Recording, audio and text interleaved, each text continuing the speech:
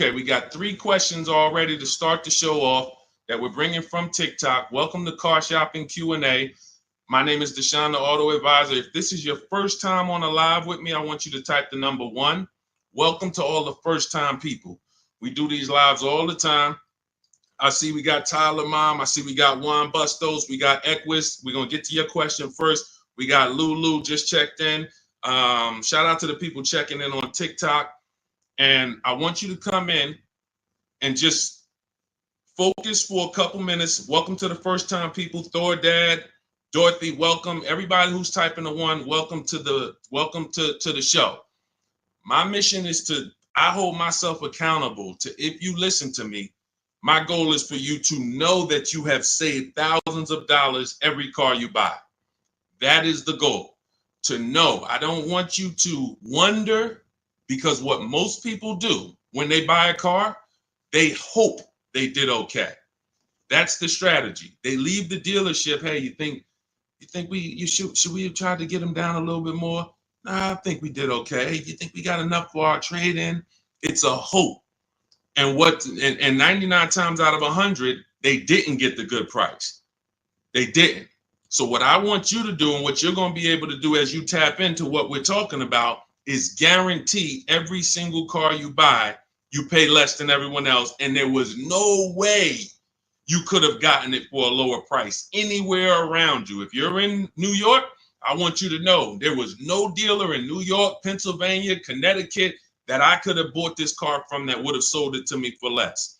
Okay. And we do this so easily because we do this from home and we use the internet to make this happen. So, all right, so we got our first couple questions. I do want you to know this whole live stream is sponsored by my new digital book. It's called Cars from Home, 7 Steps to Saving Time, Money, and Avoiding Dealerships. You can get a copy of this. If you don't want to remember any of what we're about to talk about, you might be like, Sean, 30 minutes from now, you're like, this was great. I don't want to remember any of this. You get the blueprint. It's normally $97, but for 30 minutes, you can get your copy for 75% off.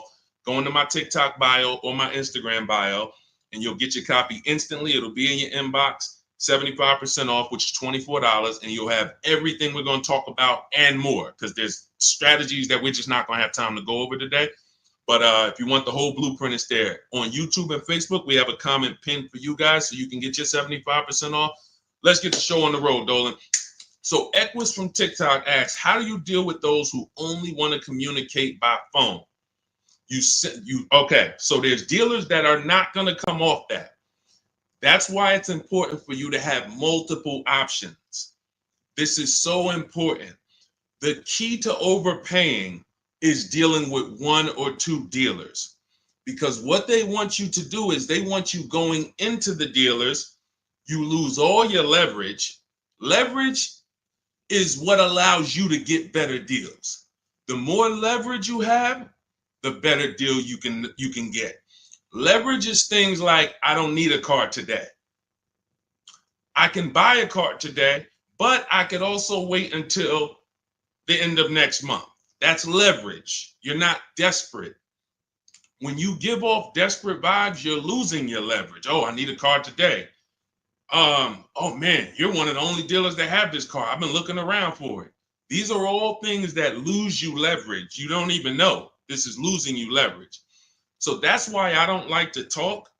But in the event we are talking when we're at the dealership for a test drive only, or if we're at home and we're negotiating online and people say, hey, we only deal by phone.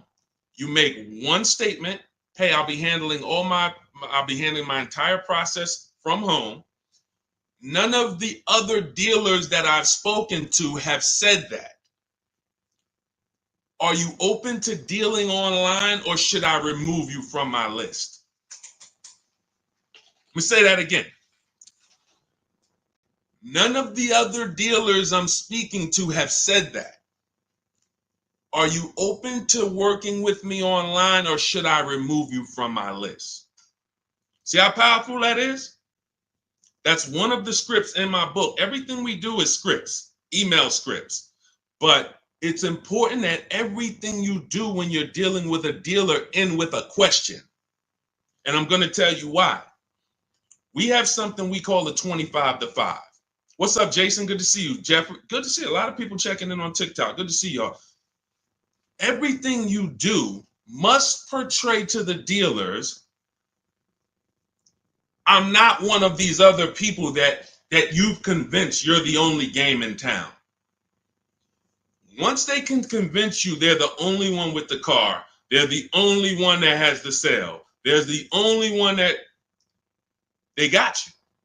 So everything we do is to show them, we know that no matter how much I like that blue Genesis GB70, there's probably 100 Genesis dealers in the United States, and there's probably 25 within 200 miles of me.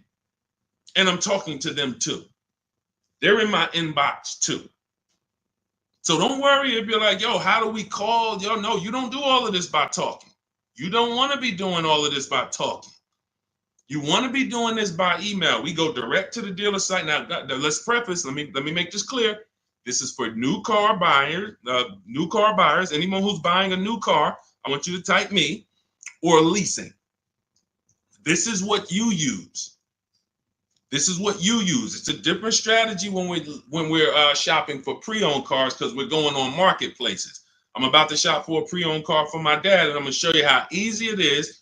Document the whole process, how easy it is to get a below market deal on what he wants based on shopping on marketplaces. But when we are dealing with dealers and we're leasing or we're getting a new car, we are reaching out to 25 dealers online. We go right on their website, send them what we want. This is what I'm looking for. This is what I'm looking for. This is what I'm looking for. Copy and paste. Now we have 25 dealers that are, start the competition, y'all. Start the competition. This is how you win, because now who's ever been at a dealer and they're like, well, hey, I'm sorry, I don't have the black one that you want. Good to see you, Kim Burnett, checking in. Jamie, good to see you. Who's been at a dealership and you're like, hey, do y'all have a black one that has the big seats inside? That's what I want. Like, you tell them what you want and they're like, we don't have that. We might be able to get it. Who's heard that before? Who's heard that? Type me if you've heard that. Yeah, and then right, Dorothy, she's like, then they have you sitting for hours. Right, they're trying to find this other replacement vehicle. Wait, do you like this one? What about this one? No, I really wanted the black, and my second choice was the gray. You don't have that either. When you're at home and you're communicating by email with 25 dealers, you give yourself the best shot to have your car. Because now you're not shopping out of 2 dealers' inventory, 1 dealer's inventory. You're shopping out of that 25. So the reason why my strategy in my book is called the 25 to 5, because when we connect with 25 dealers online, we know we're going to get 5 to 7 quotes. And that's the goal. I'm going to cast this wide net. I'm going to get 25 quotes. Now I realize, like Equa said, you're going to get the normal things that you should be using to eliminate dealers. Hey, we only deal by phone. Hey, when can you come in? Hey, we don't provide quotes online. Perfect. None of your competition, none of the other dealers I'm speaking with have said this. Should I remove? Are you open to dealing online, or should I remove you from my list? No one wants to be removed from a list. And here's why every script we have that we use, and I probably in my book, I probably have 20 different scripts based on what they're going to say. And the reason why everyone ends with a question is this. These dealerships have managers that every time they come in to look at what we're a lead, put it like this, anyone in sales knows what that term is, lead, we become a lead. Leads cost money.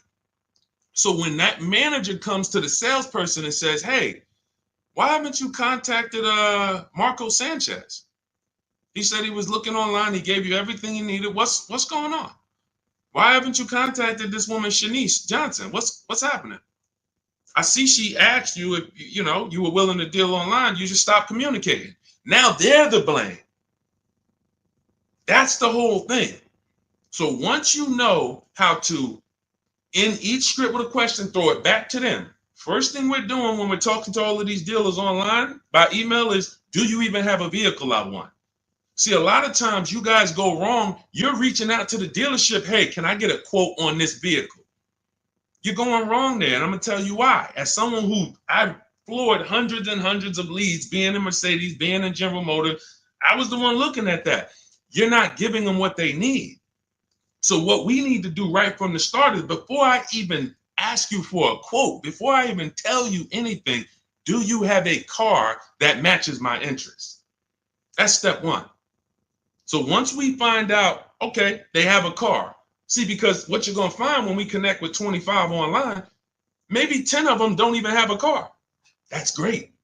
15 do. Out of 15, now let's go to the next step. Request my quote. And the next issue, I see, shout out to the sharers. Everyone who's hitting the share button, we appreciate you. Everyone who, I always want to shout out the sharers. People who send this video to people, hey, yo, you got to watch this. This is because we don't play games over here. So shout out to the sharers. We can't do this without you. Hit the arrow, hit the paper plane. It matters. We appreciate you. So what we're not doing now that we need to is give the dealer what they need to give us a quote. That's partially the problem. We don't realize, again, this is not for used cars. This is strictly my new car buying strategy. This is the same strategy that all of these people I show you in the broadcast have used to get these below market prices. When y'all hear these prices and y'all be like, oh, this is not what I'm paying. I got that same car. I didn't get $15,000 off, $8,000 off, $20,000 off. These are the same tactics that they use. It's a competition. You have to give dealers certain things or they can't give you a quote. You got to give them your zip code. They got to factor in the tax. We need to know what kind of vehicles do you have in the household. That's conquest rebates, loyalty rebates. We need to know what you do for a living. See if you qualify for any incentives there. There's certain things, what credit tier should we assume? So when we say, the reason why I created these templates that you'll have, literally, you get your copy of Cars from Home, it's 5-star rated. You'll have all the templates. But like I said, if you're like, Deshone, I'm writing down everything. I'm going to remember all of this. God bless you. God bless you. I'm going to give you the game. For those of you who don't want to remember it, get your copy of Cars from Home in my TikTok bio, my Instagram bio, the YouTube comments, or the Facebook floating link there. And you get it for 75% off for 30 minutes. You won't pay the $97 price, as long as you get there before 30 minutes. So the reason we have these templates set up is because I need you to be able to simply copy and paste and send them out to multiple dealers. You're sending the dealers the same thing. You're not changing. You're sending every dealer the same thing. So now every dealer has the exact same information and they can actually compete. And those who, remember this, there's an 80% that I need you guys to know about. The 80, some of you have heard of the 80-20 rule. 8 out of 10 dealers are overpriced. Doesn't matter how much you negotiate with them. Their lowest price is going to be a lot higher than their competition. When you hear somebody say, hey, Mr. Haywood, we appreciate you, but this is my best price. I can't get the manager to go any lower than that. Who's heard that? Who's heard that? Who's been in a dealer and they just like, listen, you beat me down. This is the best price. I can't get any. You basically still in the car, right? God's anointed. When you heard that, Cheryl, you heard it. Okay, so now, definitely heard that before, right? They're not necessarily lying. What you have to know from this particular point on in your life is that is only your best price. That's not Nissan's best price. People will say, hey, I went to Nissan, man, those cars are high. No, I went to Nissan of Bay Ridge, got a price from them. It was high. One Nissan dealer, these are all independently owned franchises competing. They report at the end of the month who sold the most cars. They get awards for that. Best in class, best in the region. They're competitors. This is the secret to you saving more money than you've ever saved without even trying. Putting the competitors against each other is how you save the money. And once they have somebody who they know is making them compete against their competitors, you're going to pay less than everyone else. It's not even a game. The person in that dealer, if they're at a dealership and they're what we call, I want y'all to remember this, type it if you know, the 80%. Everybody who's getting this point, I want you to type 80% into the chat. That means you're getting it. 80% of dealers, no matter how good of a negotiator you are, they're never going to give you the price that their competition could give you. They're never going to do it. Look, Kimberly got a Maserati not too long ago. It was a $91,000 car. They took off $20,000. The dealer that won her bid was a 20% dealer. See, we got the 80% dealers that don't want to compete. They're going to make sure, yeah, I'll take off $4,000, but I'll leave myself another $3,000. I'll take off $6,000, but I'm not going to give you the $2,000 rebate that you don't know about. Yeah, I'll take off $2,000, but you're not going to know that I'm sitting on another $5,000. I'm not giving that up. That's the 80%. They're not going to give it up. But when you sit at home, you do look like Kimberly did, save 20 grand, like Sean did, got 20 grand off his F-150. Like we just had, my God, the biggest discount any of my people who follow me ever got that was reported to me was this one. Oh my goodness, she saved almost $30,000. I said, you definitely got the record. Now again, it's different for every car. We never know where the bottom is. This is Milligan. She got it. It was a $79,000 vehicle. She got it for $51,000. Now, in that was $20,000. It was a $20,000 plus discount, a $7,500 rebate. She found a dealer. That's the 20%. That's why we cannot go and look for the 20%. We can't walk in and hope, I wonder if I'm in a 20% dealer. You don't know. The only way you know is you sit at home, you make these dealers compete against each other, and then you see the best ones. Wow, you're a whole lot less. You're the 20%. All of them was trying to overcharge me. That's the key. That is the key. All right. Great question, Equus. All right, let's pull up the next one. I know we got a lot more. I just wanted to go deep on that. Feel sorry for you for buying that Maserati. She leased it, so she's enjoying it. You know, you can say whatever you want to say, but you know, people enjoy it. And what we do, quite honestly, is we take the steps to make sure that the vehicles we are looking at have great public data. That's one of the steps. And step 4 of my book is called Shopping, Not Buying. We actually take these steps to check these vehicles and check the data, check the initial quality, check the reliability. So, you know, she's enjoying her Maserati. Trust me, every day she's enjoying it. All right, go ahead, Dolan. Okay, KLK, good to see you. 2023 Camry XSE under 30,000 miles. What's a good price? We only know by competing. Now let's talk used, because this is a used question. Now let me tell you this. This is very important about recent year used car shopping. This is very, very important. Those of you who you're like, Deshaun, I want a used car, but I only want one that's like 1 year old, maybe 2. 2 problems that you need to think of that we need to take seriously.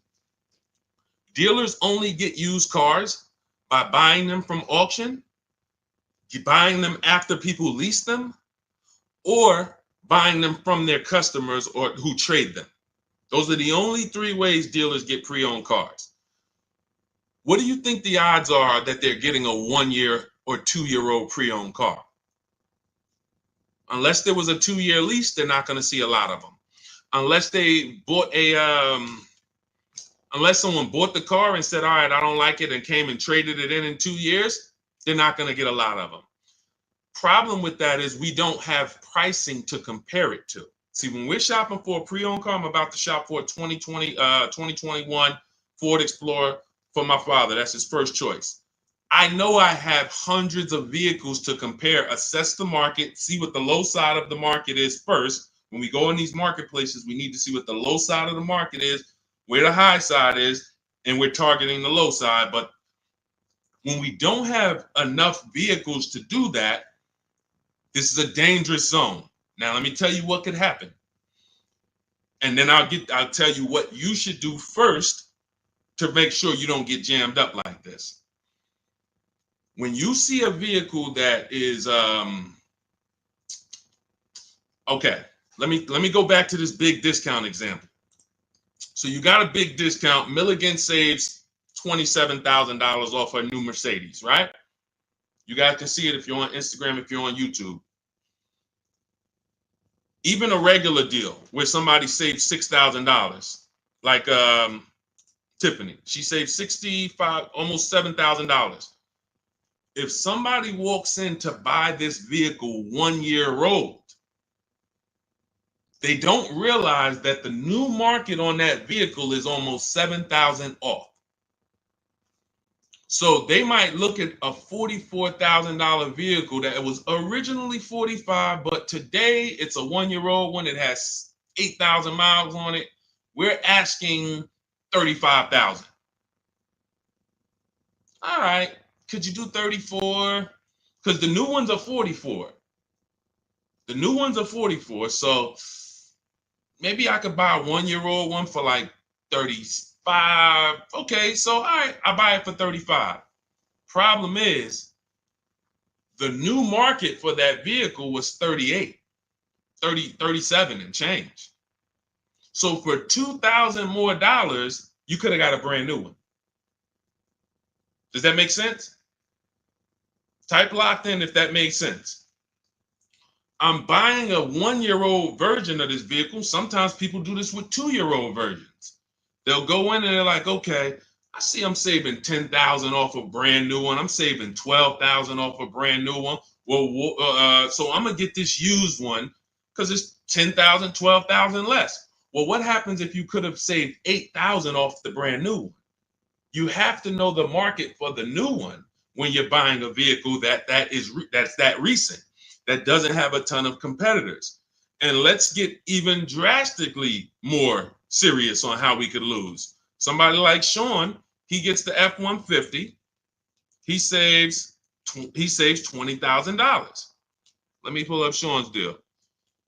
This is and we'll get to the point of what you do to avoid this. But I need you to know how bad this is first. Sean gets a $20,000 discount off a brand new $73,000 F-150 using my shop from home strategies. Same strategies you're going to have in Cars from Home, the book. Get your copy immediately. So he gets this. What happens if somebody pulls up on a 1 year old or 2 year old F-150 Lightning that was originally 73? Now they see a dealer is listing it for 50. That sounds good, right? 2 year old F-150, 50,000. All right, that's got to be a good price. Now they buy a 2 year old one for 50. They think they won. They're driving around. Man, this truck was 73,000 new. I got mine for 50. Didn't realize that the brand new market on a brand new one with the rebates and the biggest discount you can get was 20,000 off. So for 7,000 more, you could have got a brand new one. Never titled, no owner. You're the first owner. But you bought a 2 year old one, you saved $7,000. No, you didn't. You overpaid because when you go to resell that vehicle one day, or when you go to assess it and see what it really worth, you overpaid for it. That's the dangerous part with recent year cars. So the first thing I would tell you to do, KLK, is anyone who's shopping for a 1 or 2 year old pre-owned vehicle, shop the new market first. That's going to tell you if there's any incentives, rebates, anything that will affect the pre-owned market. If they're having trouble moving, anytime you see a $15,000 discount, $10,000, $8,000, that means those vehicles new aren't easy to move. We need some factory incentives, which means that moves over to the, if I could save 10 grand off a new one, how much do I want to save off a pre-owned one? You get what I'm saying? If I could save 10 grand off a new one, how much should I be saving off the pre-owned one? 16? How much should I be saving? So this is only for you guys who are shopping recent. If you're going 3 years and 4 years back, you don't have to worry about this because you'll have enough vehicles, enough choices to comparatively shop. But those of you who are shopping 1 or 2 year old, you must shop the new market first. let that be the indicator of how much discount I should be getting off of a 1 or 2 year old. Okay? All of the strategies for shopping new, pre-owned, leases, all in my book, step by step. It's called Cars from Home, 7 Steps of Saving Time, Money, and Avoiding Dealership.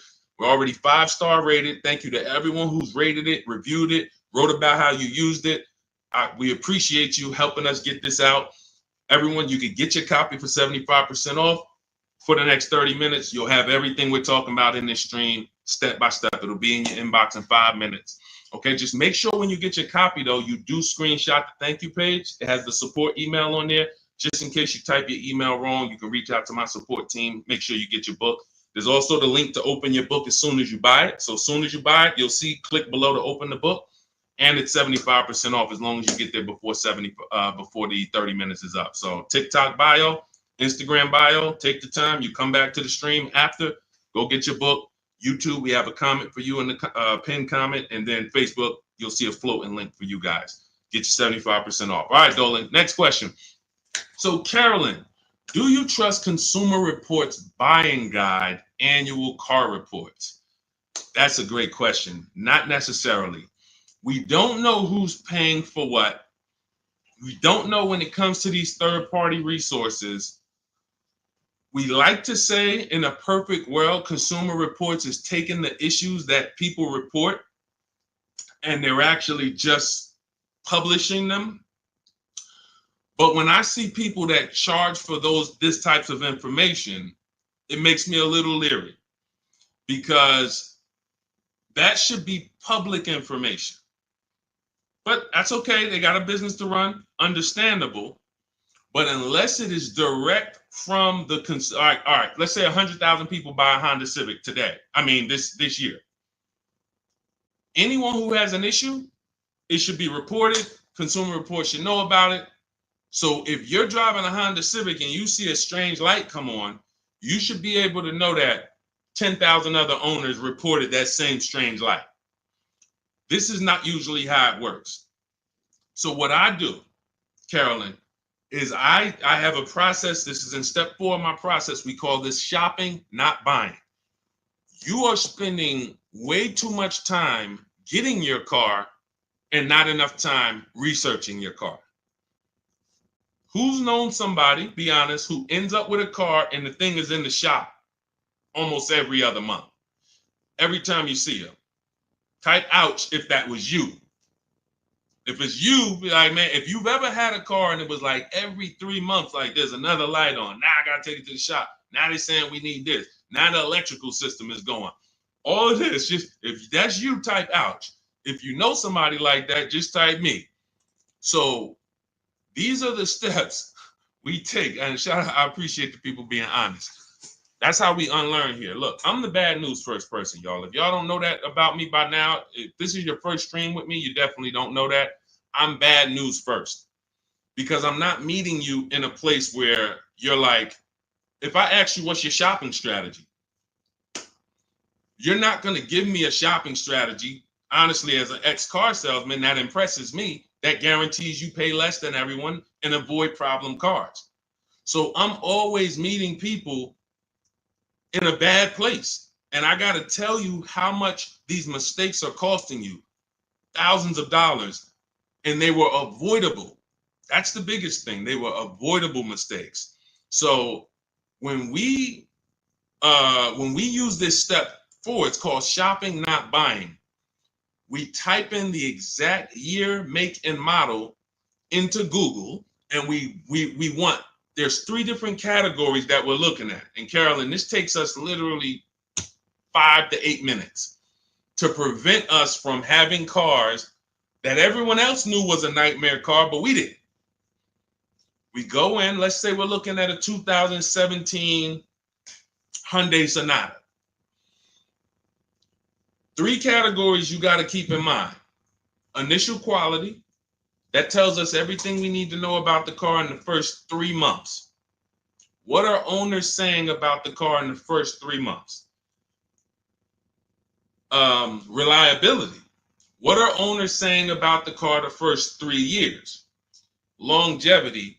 What are the experts that study engines and transmission? What are they saying about the car in the long run? Those are the three categories that you guys burn into your head. If you have my book, you don't need to burn them. Initial quality, reliability, longevity. These are three totally different data points. So we go in, we type in 2017 Hyundai Sonata initial quality. That'll tell us when it was new, what were they saying about it? Were they saying it was an electric problem? Were they saying this car has less than normal quality? Okay, and we just skim Google. That's it. Skim those first couple articles. You don't even need to go to the second page. Do not go to any dealership or brand sponsored site. So if you're looking at a 2017 Hyundai Sonata and you like, don't go to Hyundai of Westmount, see their little blog article they wrote about it. No, you want third party independent people, skim it. Then we type in 2017 Hyundai Sonata reliability. Skim the articles. Any red flags? Any red flags? Then, if you're buying a pre-owned car, those of you who are leasing, you don't need to do this. But if those of you who are buying a new car or buying a pre-owned version, you want to type in 2017 Hyundai Sonata longevity. 8 minutes. 8 minutes. To prevent. I've had people that's like, man, Deshone, once you told me about that quality search, the vehicle I was looking at, I had to eliminate it because they were saying it has electrical problems that year. That particular year, because sometimes the 2019 has electrical problem, the 2020 is fine. That means the manufacturer took the steps, saw the reports, saw that the reliability was lower than normal, people were reporting it, and then the following year they corrected it. Who's heard never buy a car the first year it comes out, or never buy a car when it has a new engine, or a new electrical system, or a new transmission? This is what happens. So that's why each year is important. But this is how these little things, see, because some people look and be like, Deshone, how long does it take you to get these deals? How long does it take all of these people to get these deals? When you're good, 90 minutes. Your first time, it'll take you about 2.5, 3 hours. By the time, before one visit to the dealership, by the time it would take you to get in a dealership, get in your car, go drive to a dealership, have them, hey, I'm here to see Charlie. Go get Charlie, pull up a car. Hey, yeah, they got to pick it out. No, Charlie, you got a white one? Now, next thing you know, by the time you did that, the total time, we already talking to 25 dealers. We already seeing the whole used car market. You at one dealer. They're at one dealer. It's leverage. So once you get good, you'll be able to get deals in 90 minutes. Now, I don't suggest you do your research in 90 minutes. I suggest when you are test driving cars and you're deciding what you want, don't rush that. Don't rush that. People call me, people DM me, Deshone, I got a car, I had it 6 months, I'm trying to replace it. You're about to lose a ton of money. You can't buy a depreciating asset and replace it in 6 months and not lose thousands of dollars. Many of you know that. If you buy a car today, try to take it back tomorrow, you already lost $5,000. So you can't switch it. So the problem is we don't spend enough time shopping. That's deciding what we want. And this is the process. So what you're hearing is a process. I know you're not used to this. It sounds like I always just wing it. Yeah, you wouldn't wing a house purchase, right? And if you did, you'd expect to lose. I could wing my house purchase. I don't really care. Just, boom, here's my application. All right, now home inspection, all that. All right, now they told me it was bad. You just wing it. How would that turn out? But the second most expensive purchase of our lives, most people out there winging it. So when you come over to this world, you no longer are winging it. You're following a predictable process of making sure I'm paying less than everyone and making sure I get quality vehicles. Okay, so no, Carolyn, I'm not going to say I don't trust Consumer Report, but I would certainly add to my research and do those three searches that I just talked about: initial quality, reliability, longevity. Any car we buy, we're going to do that to make sure that we're not getting a bad car. There's no guarantees, but it definitely is us taking the steps to see where the data is, to try to protect ourselves from a bad decision. Go ahead, Dolan. Next question. Tons of people you get a good price. I teach you to get a good price. You get a bad car. You lost. You know what I'm saying? Sharon, good to see you. My son has a 2002 Chevy Blazer. We're trying to purchase a used SUV as possible without making payments, maybe 10,000 or less, or maybe more. Any thoughts? So that's a Facebook Marketplace play. What we do when it comes to Facebook Marketplace, here's what you have to understand. You're looking for an owner. Anything under 10 grand, this is where the gems are, Facebook Marketplace. Because here's the thing. You're either going to buy a private party or you're going to buy retail. The thing about retail is at a dealership. Retail in that price point, you're seeing a lot of crap. Not only are you seeing a lot of crap, you're seeing vehicles that were bought by dealers for $2,000, $5,000. Dealer puts $1,500 into them or whatever they put into them, turns around and sells the vehicle. Very, very light history on those vehicles. Don't really know what happened with them, who had them. Yeah, you can get a Carfax, but sometimes it's 3 owners. It's just you're literally going through. It's a needle in a haystack. And the sorting process that we use to buy our used cars, we sort it down based on title, based on service records, based on accident records. That's how we sort it down. Then we go into pricing. But in terms of just how we sort from the hundreds and hundreds of cars we look at online to our top 5, title history, service records, accident history. Once we know where the low side of the market is. So you got to look and say, all right, these older cars with higher mileage that I would find at a dealership for $6,000, they don't know anything about them. They don't know who had them. They don't know who owned them. They don't know the history. When we go to Facebook Marketplace and we sort for owners, we are now able to find people that know the car. They've had the car for 10 years, 8 years. This is what we want. Now, you're going to have a lot of dealers that put their owners, you got to ask the right questions. Hey, how long have you had the car? When you start hearing, and some of them have certain voices where it's a dealer. Man, I know you're a dealer. Like, we don't buy from them because all they did was go to the auction, pick up a car, and now they're trying to flip it. And that's not a problem if you knew the history of the car. Because you don't know the history of this car with 80,000 miles or 110,000 miles, I'm taking on the risk. Because once you sell it to me, it's my problem. No warranty. Many of these cars you're not getting a warranty with. But when you buy from a grandfather or a grandmother or someone who's had their car for 9 years, 10 years, and the only reason they're selling it is because they got a new car or they needed a bigger car and they can tell you everything about that car. Yeah, this is right here. I was coming out the garage and I kind of nicked the mailbox. That's where I got that scratch from. That's what you want. That's priceless. You make a deal with those people. You pay you pay your local mechanic to come with you. Once you find that vehicle, you pay them $100. Can you come and take a look at this vehicle with me? Give me your opinion on it. This is like a home inspection. We don't mind paying $500 or $600 or $800 for a home inspection. Why? Because it protects us. It protects us from bad decisions, which lose us more money. So when we pay a company like yourmechanic.com, or if we have a local mechanic, some of you know I preach, you must have a local mechanic. You actually pay them, come here, take a look. Now you got out of Dodge $5,000, $7,000. You got a car that you know you could drive for the next 3-4 years. You know the history of it. It was taken care of. You looked at the Carfax. You validated that everything the owner told you was official. This is priceless. That's how I would be shopping if I had less than $10,000 to spend. That's what I would be shopping for all day long. Private party owner. All right.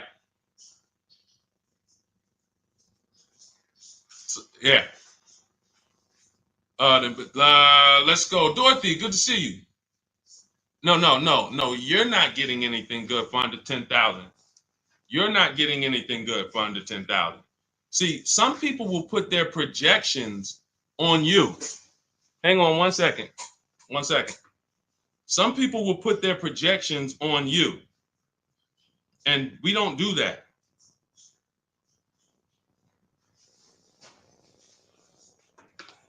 Hang on 1 second, y'all.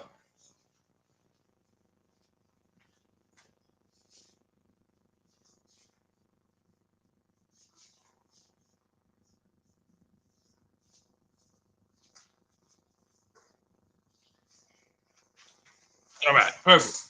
Yeah, so listen, it's very important that when y'all step over to this world, You don't listen to anyone else who cannot shop. It is extremely important. We are in our own bubble over here.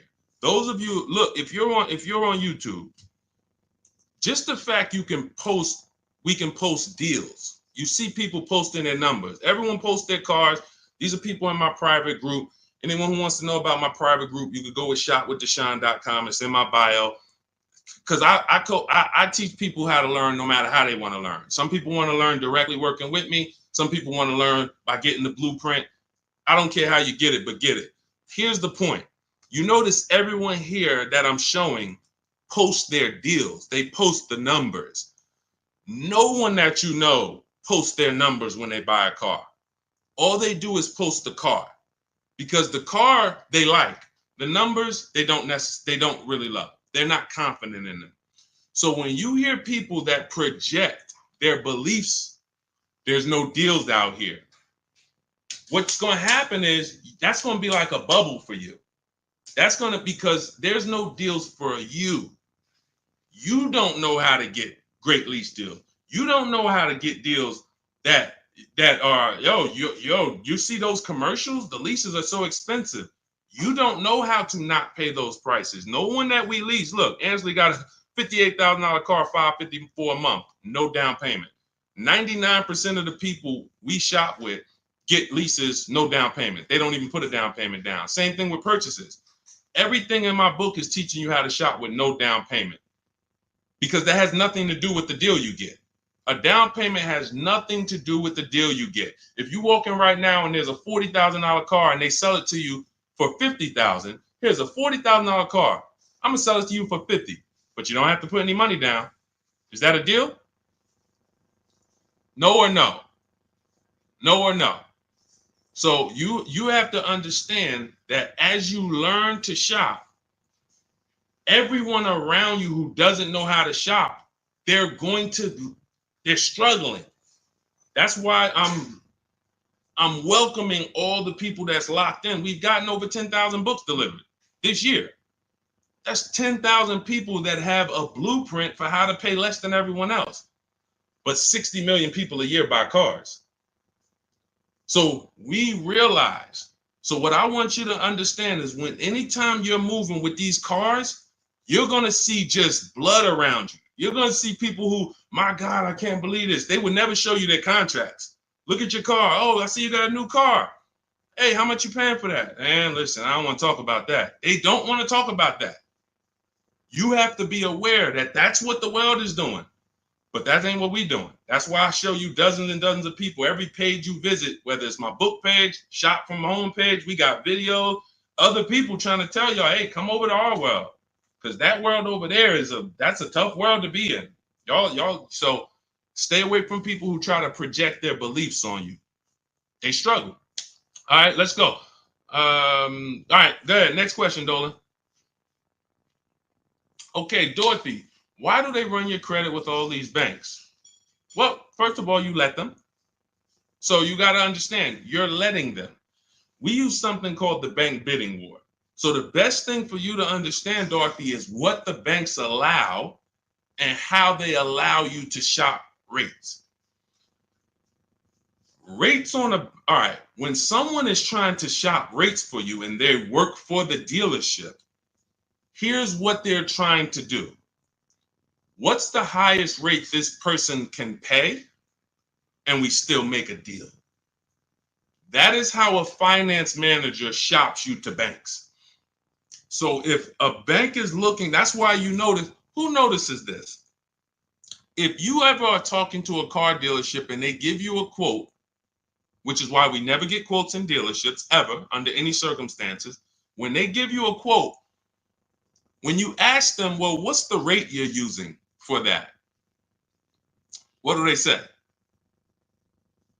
They start backpedaling. Oh, well, we don't really know, we're assuming like, maybe 6.9, you know what I'm saying? It's not like, okay, no, we're using 7.9 for the quote. Why are they doing that? It's something called padding the deal. All right, we're about to do some more unlearning. All right, If you're unlearning, type UR. The letter U, letter R for unlearn, relearn. See, we gotta dump what we've learned about car shopping in order to receive this. Okay? All right, I see you. So now, the biggest thing, one of the biggest things, they're all big, but you have to learn is there's 3 different parts of the car buying transaction. Who you buy your car from, who you get your loan from, who you sell your old car to. Now, be honest, if you've ever, and could everybody hit the share button? I know everybody's not going to hit the share button, but could the sharers hit the share button? Because there's certain people that come in and they like all the good information, they always share. I need y'all. I'm talking to you. Can you find the share button on any platform you're at and share this? Shout out to the sharers. Always appreciate you. So there's 3 transactions. If you've ever given a dealer a sale, bought a car from them, and you gave them your loan, and you traded in your car to them, say, type me if you've done that. You bought a car from a dealer, gotten the loan from the dealer, traded your vehicle into the dealer. Who's done that? Type me. All right, Boz. Thank you. Thank you, Boz, for being honest. All right. Thank you, Craig. Thank you for being honest. You gave them 3 transactions. So how do I know we gave them 3 transactions? How are you going to know? Because there's companies that want to compete for your loan. They don't sell cars. We didn't give them a chance. There's banks and credit unions that want to compete with with different banks. The dealerships might have 10 banks, 12 banks, 8 banks, depending on the size. But there's banks and credit unions outside of there that's like, hey, we love to get a shot. You're buying a car. Hey, can we be in the runnings for your loan? We don't sell cars. We sell money because there's big money in the money business. So now we didn't give them a chance. So that means the person who was trying to sell me the loan, we let them make the decision for us. We didn't shop on the open market. Now, second transaction, there's people that want to buy your cars. There's companies, I list 6 of them in my book: CarMax, Driveway, Carvana, Kelly's Blue Book Instant Cash Offer connects you with a local dealership to get a bid. AutoNation connects you with a local dealership to get a bid. Car Gurus connects you with a local dealership to get a bid. So that's 6 companies that in 20 minutes you put in your car's information, you do the 5-minute appraisal, boom, they tell you, hey, this is what we can pay cash. They don't care if you buy something. They're not trying to sell you anything. They want to buy your vehicle. We didn't give them a chance. We got 1 offer from the same dealership we bought a car from. 3 transactions.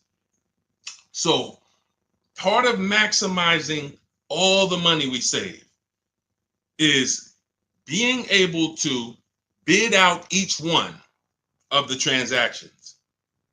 I'm going to say that again. Part of making sure you get all the money due to you in a car transaction is I'm bidding out each part of these transactions.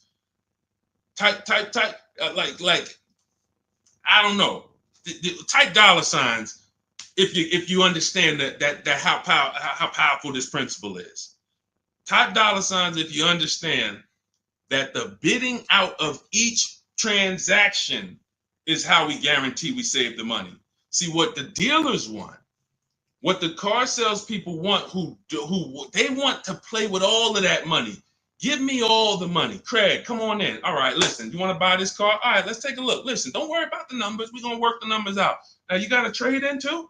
You got to trade in too? Yeah, all right, I see the trade in. Don't worry. Listen, one thing about us, we never lost a deal over price. Who heard that? This is all. People say, oh, this guy couldn't sell cars. That's why he teaches now. How hard is it to sell cars? Like when you move and you're like, giving them that, here's what the dealer has. Here's what the dealer. All right, I got about $5,000 of wiggle room in this car. Then I got a $2,000 rebate. All right, then I could go with the rate. I could play with the rate Now, salesman's not going to play with the rate because they don't touch the finance manager's money. But when I was in Ray Katina, we were our own finance managers. 2 Mercedes dealers I worked at.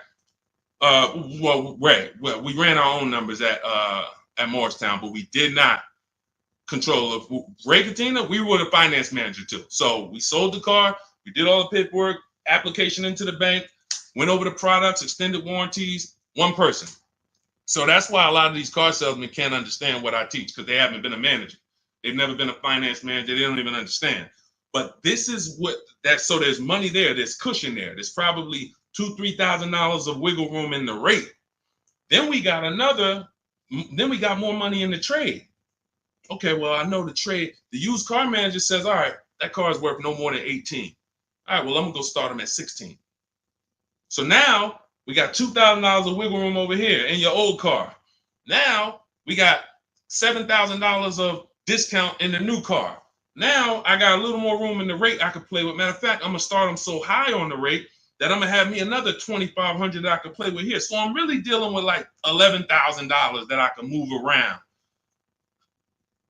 If you get this, say, well, I see the dollar sign.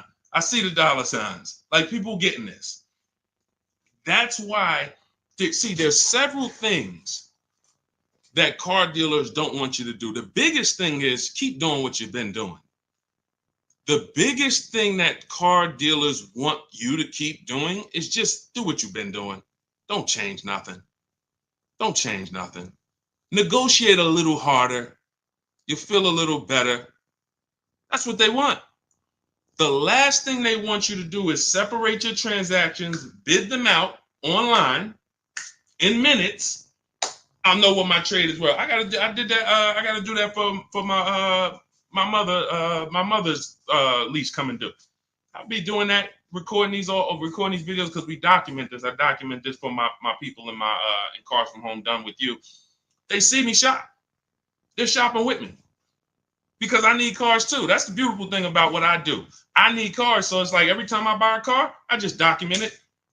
People who follow me, people who work with me personally, just follow the same steps, get the same result. It's not rocket science, but I'll know in 20 minutes if she has any equity in her lease. Last lease, when prices were up, we sold her car. She made $10,200. Now, everyone was making money if you were selling a car. I was telling people in 2021, 22, cash out. You're never going to see this again. I don't care what car you got. Sell it, cash out, put $7 grand, $10 grand, $12 grand in your pocket. People were getting out of negative equity deals because every car was worth $10,000 to $12,000 more than the normal price. Now the thing's back to normal. But we check for equity. This stuff takes minutes. This stuff doesn't take hours to do. We're on computers. We can visit this website, type this in. Oh, thanks. Got my equity. That's what dealers don't want you doing. Separating your transactions, bidding them out online, letting multiple people compete for your business. They can't stop it. There's nothing they could do. That is literally the car salesman's kryptonite. I used to do a masterclass, and I would talk about the 2 fears of every car salesman. And I don't care, the best car salesman in the world. I mean, I've sat next to people who make, there's some of the best in the world. Some of the people I've sat down with at Ray Katina, when I worked there, was Yankee Stadium. Guys making $300,000 a year, $350,000, the consummate professionals. Kryptonite was customer won't come into the dealership. Customer makes us shop competitors, makes us compete against competitors. That's all my book teaches you to do. Not going to the dealership unless you're test driving, make them compete. Exploits the 2 fears of every car salesman for your benefit. That's it. So all of this is in my book. 7, it's called Cars from Home, 7 Steps to Saving Time, Money, and Avoiding Dealerships. That is literally the name. Cars from Home, 7 Steps to Saving Time, Money, and Avoiding Dealerships. And you can get your copy for 75% off. You won't pay the normal $97 price. It's in my TikTok bio. But you only got 30 minutes. If you visited that site and the timer's down, if it's 2 minutes, once it goes to 0, it's $97. And it's still worth every penny. Go read those reviews on Goodreads. You won't read those reviews and not be like, oh yeah, this book is definitely worth $97. Go hear from your peers. You heard from me. You know, we'll be on here for another couple minutes. I want to answer a couple more questions for sure. But go hear from your peers. Go hear from the people who was like you on a live, met me on a live. Go hear from them. We got them everywhere. We post them everywhere. All right. But yeah, on YouTube, we have a comment pinned for you. If you're on YouTube, you can get your 75% off in the pinned comment. And Facebook, we have a link floating for you guys to get your 75% off. All right. Make sure as soon as you get your book, you screenshot the thank you page. It has the support team's email on there, just in case you type your email wrong. You're doing fast, trying to get back to the broadcast, and then you type your email wrong. Make sure you have the support team's email so they can get you your book. All right. Go ahead, Dolan. Pull the next question in.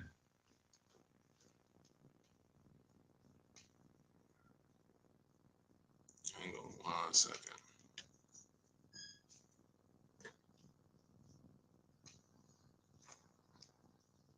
All right. Can we pay you to do all of this for it? No, I'm going to tell you why. One, you wouldn't be able to afford it.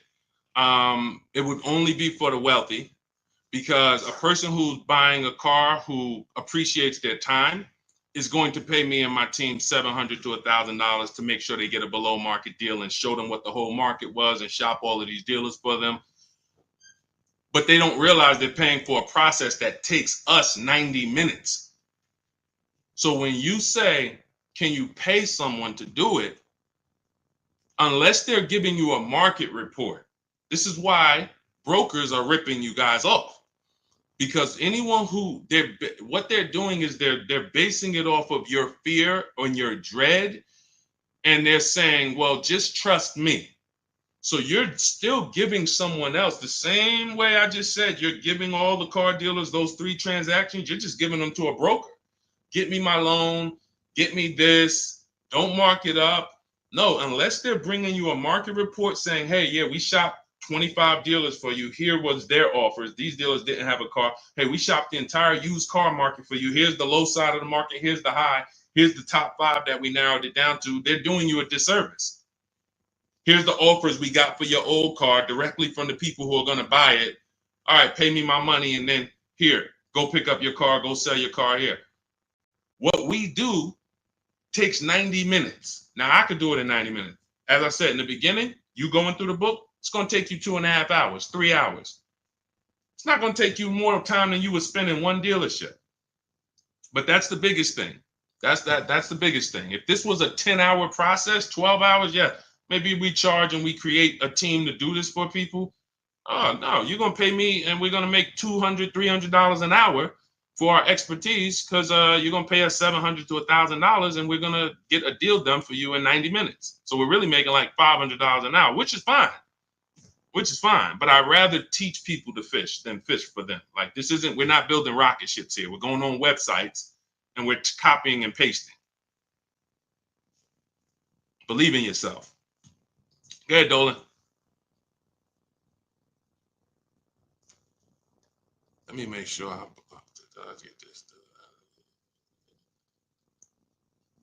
Okay, Cheryl, do you get the upgraded version in the same link that you bought the book before? No, you get the okay, so if you bought Cars from Home, anytime I update the book, I update the master file. I'm glad you asked this question, Cheryl, because I didn't even mention this. This is just more value that I give to the people that take action. I've updated that book probably, originally it was called Car Shopping for People That Hate Car Shopping. So some of you have that version. And then I updated it, created Cars from Home. What I did is I went into the master file, replaced it with the new version, and everyone who went and opened that book, they were like, oh, wow, the name has changed. Oh, wow, this content has changed. Oh, wow. This is what we do. This is why I saw somebody in the comments says, is there any way to get a physical book? A physical book, you would have to pay every single time a website changes. Vroom went out of business. Vroom used to compete to buy our cars. Vroom, every time we have 8 marketplaces we shop. When we were shopping for used cars, In my book, I have something called the multiple marketplace strategy. We're on cars.com, Car Gurus, Carfax, Auto Trader, Driveway, Carvana, CarMax, and eBay Motors. We're on 8 marketplaces. Vroom used to be there. It used to be 9. Vroom went out of business. If you had a physical book, what happens now? Now you got to wait for volume 2. Oh, here's the new version. Now you're paying again. We went right into the master file, took Vroom out, updated it. No one saw Vroom again. These are things we could only do with a digital book. Some people go digital for their own reasons. They make a digital book for their own reasons. Cars from Home is digital because it's the best way for it to be. I link you to scripts. If you're reading and you're not able to open the scripts and copy and paste, you click a link, you open all my, when you contact dealers, new cars and leases, there's a link you hit, open my scripts up, and you copy and paste them. You should be on a computer. We're car shopping on computers. So to be reading a physical book about car shopping on a computer, that just doesn't match.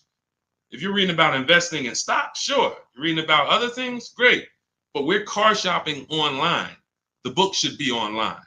So that's it. And anyone who has the book knows there'd be no way for that to be a physical book. I link you to certain videos. There's all types of stuff, bonuses in there, surprises, but wait, there's more.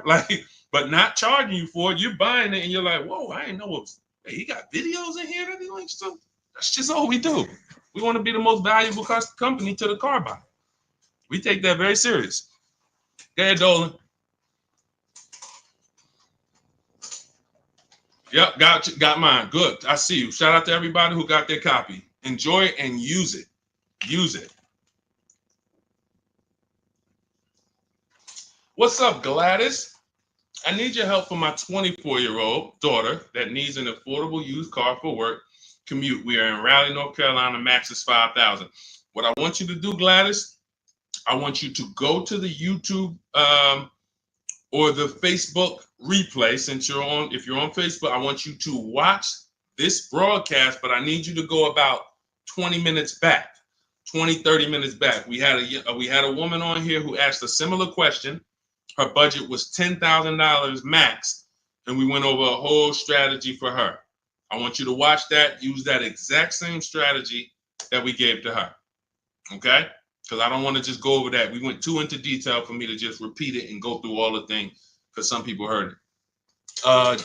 Jeff Bees, he said, where do I locate the link? The link is in my TikTok bio. Click that picture of me. Same thing on Instagram. Click the picture of me. That's going to take you. You'll see a website there.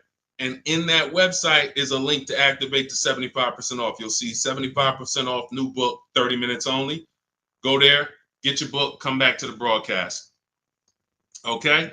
And then on YouTube, we have the comment and check the comments for your link. And then on Facebook, we have a comment floating for you guys, a link floating for you guys. So get in where you fit in. Okay, Anna, I went to the dealership and they wanted to sell me a car for $40,000. The price was $25,000. They were charging 11.99% interest. Should be $480 monthly, but paper said $580. What to do? A couple things. You're mixing transactions. You're buying a car from them and you're giving them your loan. So when you allow them to do that, now they're able to move money around and manipulate the money. And all they're doing is hoping you negotiate. That's really what they're hoping. Hey, come on, negotiate. Don't just walk out. Give us a chance. We have all this money we're playing with, and we're hoping that you just try to negotiate with us. What they're hoping you don't do is to shop the competition. You need to find out who has the same car, because there are tons of dealers with the exact same car, and you need to get a price from them. Now, once you have the price from them, we use something called the bank bidding war, where once we have our best price on the car, now we're letting tons of banks and credit unions run our credit. Oh, Deshone, ain't that gonna mess our credit up? No, it is not.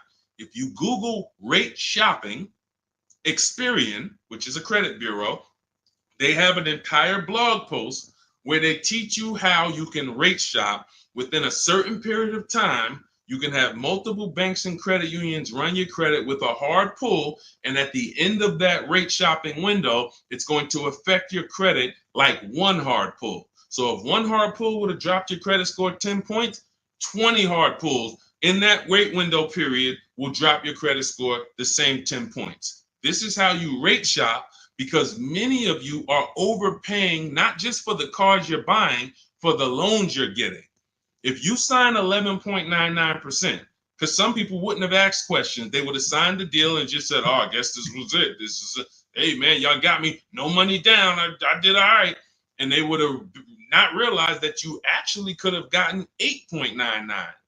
From 11.99 to 8.99 is literally, depending on the loan, $40,000 loan, that could be $2,000. So we're not taking rate shopping as seriously as we're taking car shopping. So what I'm doing it from you, Anna, is I'm making sure I find every duplicate car out there, like the one that you're looking at, and I'm calling before I go. Because you also could have run into a dealership that listed one price online. Who's had this happen before?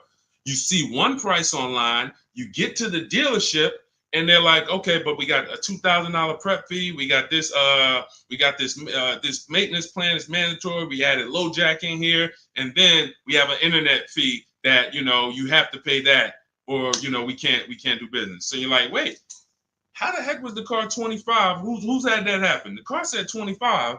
Now the bottom line is this, not just from the rate. So I made a video about that. It was about Atlantic Chevy. They had a vehicle on there that I called them, and they let me know they had no intention to sell the car to me at the price that was online. They were hoping, knowing, not even hoping, they know we're going to get so many people coming to this dealership from this price. We're going to sell some sucker who won't negotiate with us and who'll just be like, all right, man, I'm here already. Let me just get it over with. How much more is it? All right, what's the payment?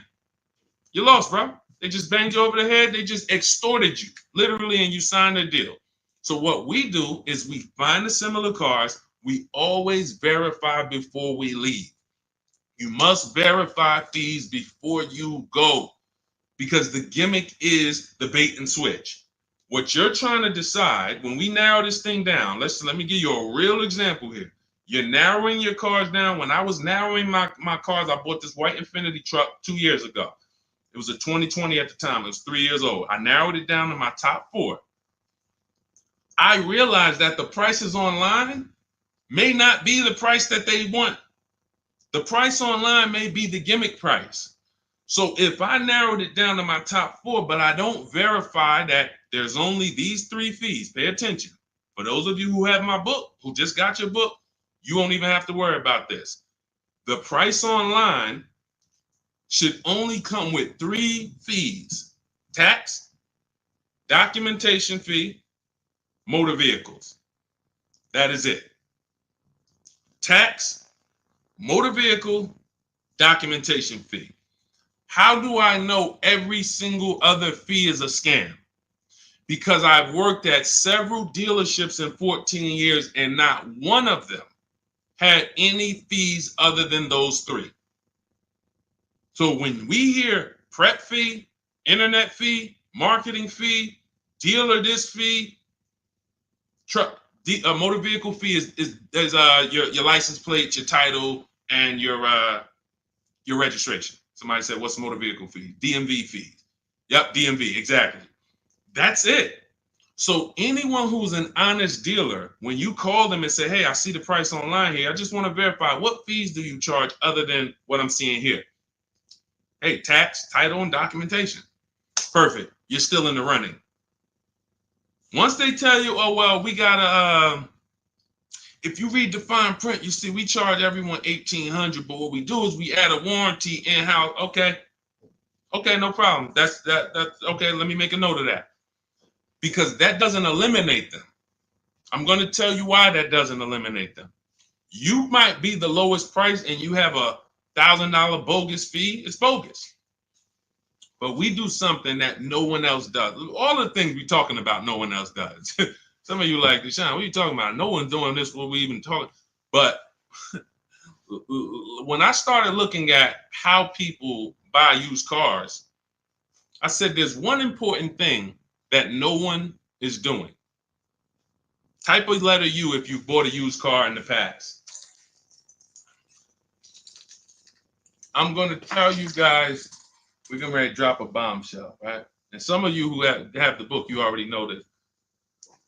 We're getting ready to drop something real big on this. See, if you've ever bought a used car, okay, I see you, Boz. I see you, Ian. Anyone who's ever bought a used car, see, the reason why I have to have you volunteer your information, because you're the one who's like, Deshone, I know you're about to tell me that I lost some money and I'm willing to take it because we ain't going to do it no more. So I appreciate you.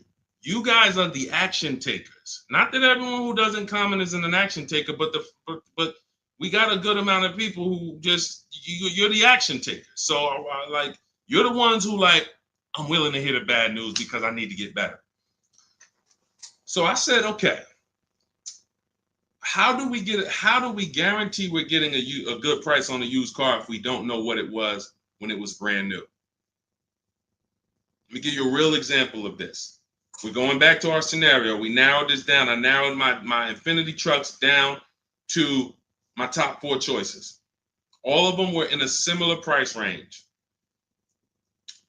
I said, okay, we narrowed it down. We talked about that earlier. We narrowed it down based on title history, service records, accident records, and then we're shopping on the low side of the market. So now I'm looking at the low side. All of these vehicles are around between 30 and 32,000.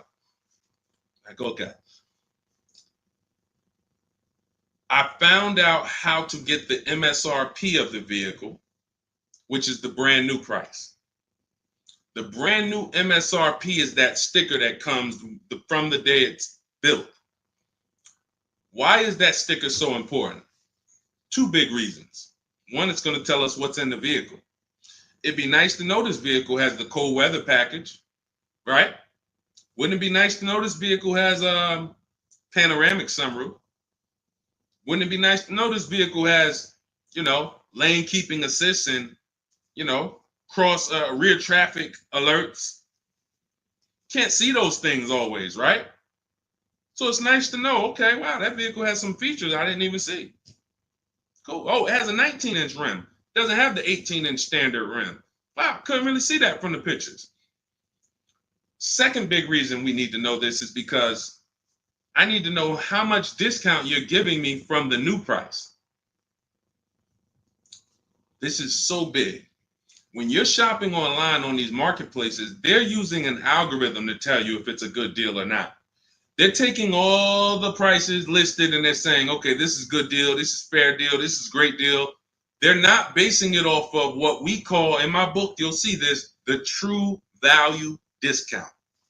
So when I pulled the new prices of these vehicles, those Infinity trucks, I saw one of them was 46,000 brand new. One of them was 48,000 brand new. One of them was 52,000 brand new. And the one that I ended up getting was 54,000 brand new. Had all these features, special edition, everything. Couldn't see it from the pictures. Had tons of equipment. Now, notice how that changes everything. I'm looking at a car that's 30,000, 30,005, 31,000, 31,008. They all look like close. You see how we just separated them real quick? Like all of this. And see, what happens is when you're not getting the true value discount, which is based on the new price, how much discount?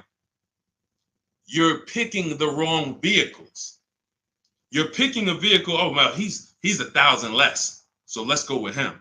But what if his vehicle is 6,000 less equipment? Type $signs if you got that. There's nothing more. 2 big things when we're buying used cars. Quality vehicle. We went over that in the stream. Reliability check, initial quality check, longevity check.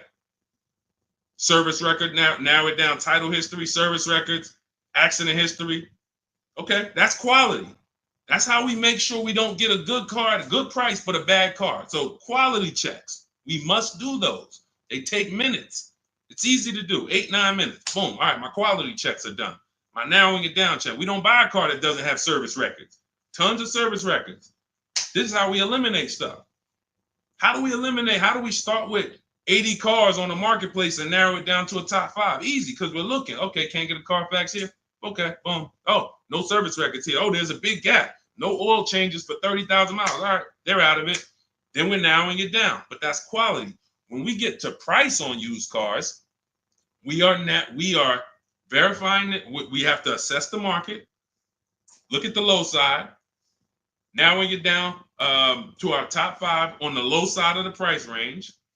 And then once we look at the prices, we need to get the new price. Verify there's no bogus fees. But sometimes even with I'll give you an example. The truck I bought, the one I bought, it was $54,000 brand new. This is how important this is to understand that even that dealer could have said, hey, well, we got $1,000 prep fee. No other dealer had it. But when I take the brand new price of it, when I divide, and I have a calculator in my book that does this for you. You literally type in the asking price, 31.8, divide that into the new price, which was 54.5. We can see we're paying 58% of what the new car price was. 3-year-old vehicle had 26,000 miles at the time. I got a 42% discount. That's how we're judging it. That's how we're judging it. See, because all the other Infiniti trucks, if I'd have took the one that was 30, let's say I took the one that was 46,000 brand new, divided that into 50, into their asking price, let's say it was 30. Okay, wait, hold on. 52,000, no, asking price divided into MSRP, which is 46. 65, that's only a 35% discount. That's only a 35% discount. See, this is the true value discount. This is something that's proprietary to Car From Home. We created this stuff. We didn't go and learn this. I didn't learn this from people. We brought this to the market. No one does these things. But now when we're looking at these cars that look seemingly similar asking price, once we know the new price, I could tell, okay, you're offering me a 35% discount from the new price. You're offering me 37%. The one I got offered me 42%. That's the biggest discount. Doesn't matter what the deal is at. Oh, I don't want to negotiate. Or, hey, I got this fee. It's all about the true value discount, which is the discount from when it was new. And no man, I'm going to tell you, none of these marketplaces are going to do that. I'm going to tell you why they're not going to do it. They get paid to sell cars. Shout out to the people running the lights up, tapping the screen. Every time you hear something you like, just double tap the screen. Man, we killing it over here, man. Killing it. This is your money. This is your money. I can't care more about your money than you. If you care about your money, you're locked in. You're locked in. All I want is people writing me, sending me pictures, sending me emails. Deshone, man, look at this car. Look at what I paid for. I got 5 offers. This is what I chose. I had to drive an hour and a half to pick it up. I love those. Those emails make my day. Those emails make my day. All I want is more money in your family's household that you didn't have to spend. If other people are paying $700 a month to drive a car, I want you driving it for $500. If other people are getting a $2,000 discount, that's the average market value. I want you getting a $7,000 discount. That's it. I don't care about anything else. That's it. So everything we teach, I told you at the beginning of the stream, if you don't want to remember this, and you're like, Deshone, man, just give me the blueprint, because we're gonna go over a lot. We didn't even really go into leasing versus buying today. Like we haven't even, like, leasing versus buying. Those of you who are not keeping your cars 8 years, you're losing thousands and thousands of dollars not leasing. You're losing in depreciation and resale value. And, we have to take an entire segment and go over you were taught that. That wasn't a decision you made. Or you chose a bad lease. You knew you drove 15,000 miles a year, but you got 10,000. I've had people say that. Yeah, I knew I needed like 18, but I got 12. I said, if I go over, I'll just buy the car. Terrible. Who taught you that? Who told you to buy a car that you went over miles on? When you lease, they give you what's called a residual value. That's what you could buy the car for at the end. That residual value is usually not a good price. In most cases, that's not a good price. That's a price that you could get a used car for, a better used car, lower miles, comparable car for less than that. But every now and then the residual value is market value, and it's like, all right, I'll buy it. But it's based on it's based on, you told us you were going to drive 30,000 miles in 3 years. This buyout price is market value for a car with 30,000 miles. You could buy this car for 19 grand. We expect you to have 30,000 miles. You can buy it for 19 grand. You go and you put 50,000 miles on it and you buy it for 19 grand. Do y'all understand that? Do you understand that? Market assessment. We just helped a young lady that works with me buy her lease out. She has a beautiful GV80, and she went and she made sure there was nothing else that she wanted to replace it with. I told her, if you keep this vehicle 8 years, you win another 8 years. Because if you don't, I can show you that if you just shop for another below market lease, you'd save a lot more money and you'd have new cars over the next. So I said, don't buy this lease out and then go and replace it in 3 years. You're lost because you're going to spend a ton of money. You've been paying for this car for years. And then she said, no. She went out. She looked at all the competitors. She said, Deshone, I'm telling you, I just love this car. I'm going to buy this car and it's going to be my car. I'm going to baby it. Perfect. But I said, listen, one more thing you must do. I need you to go on the marketplaces.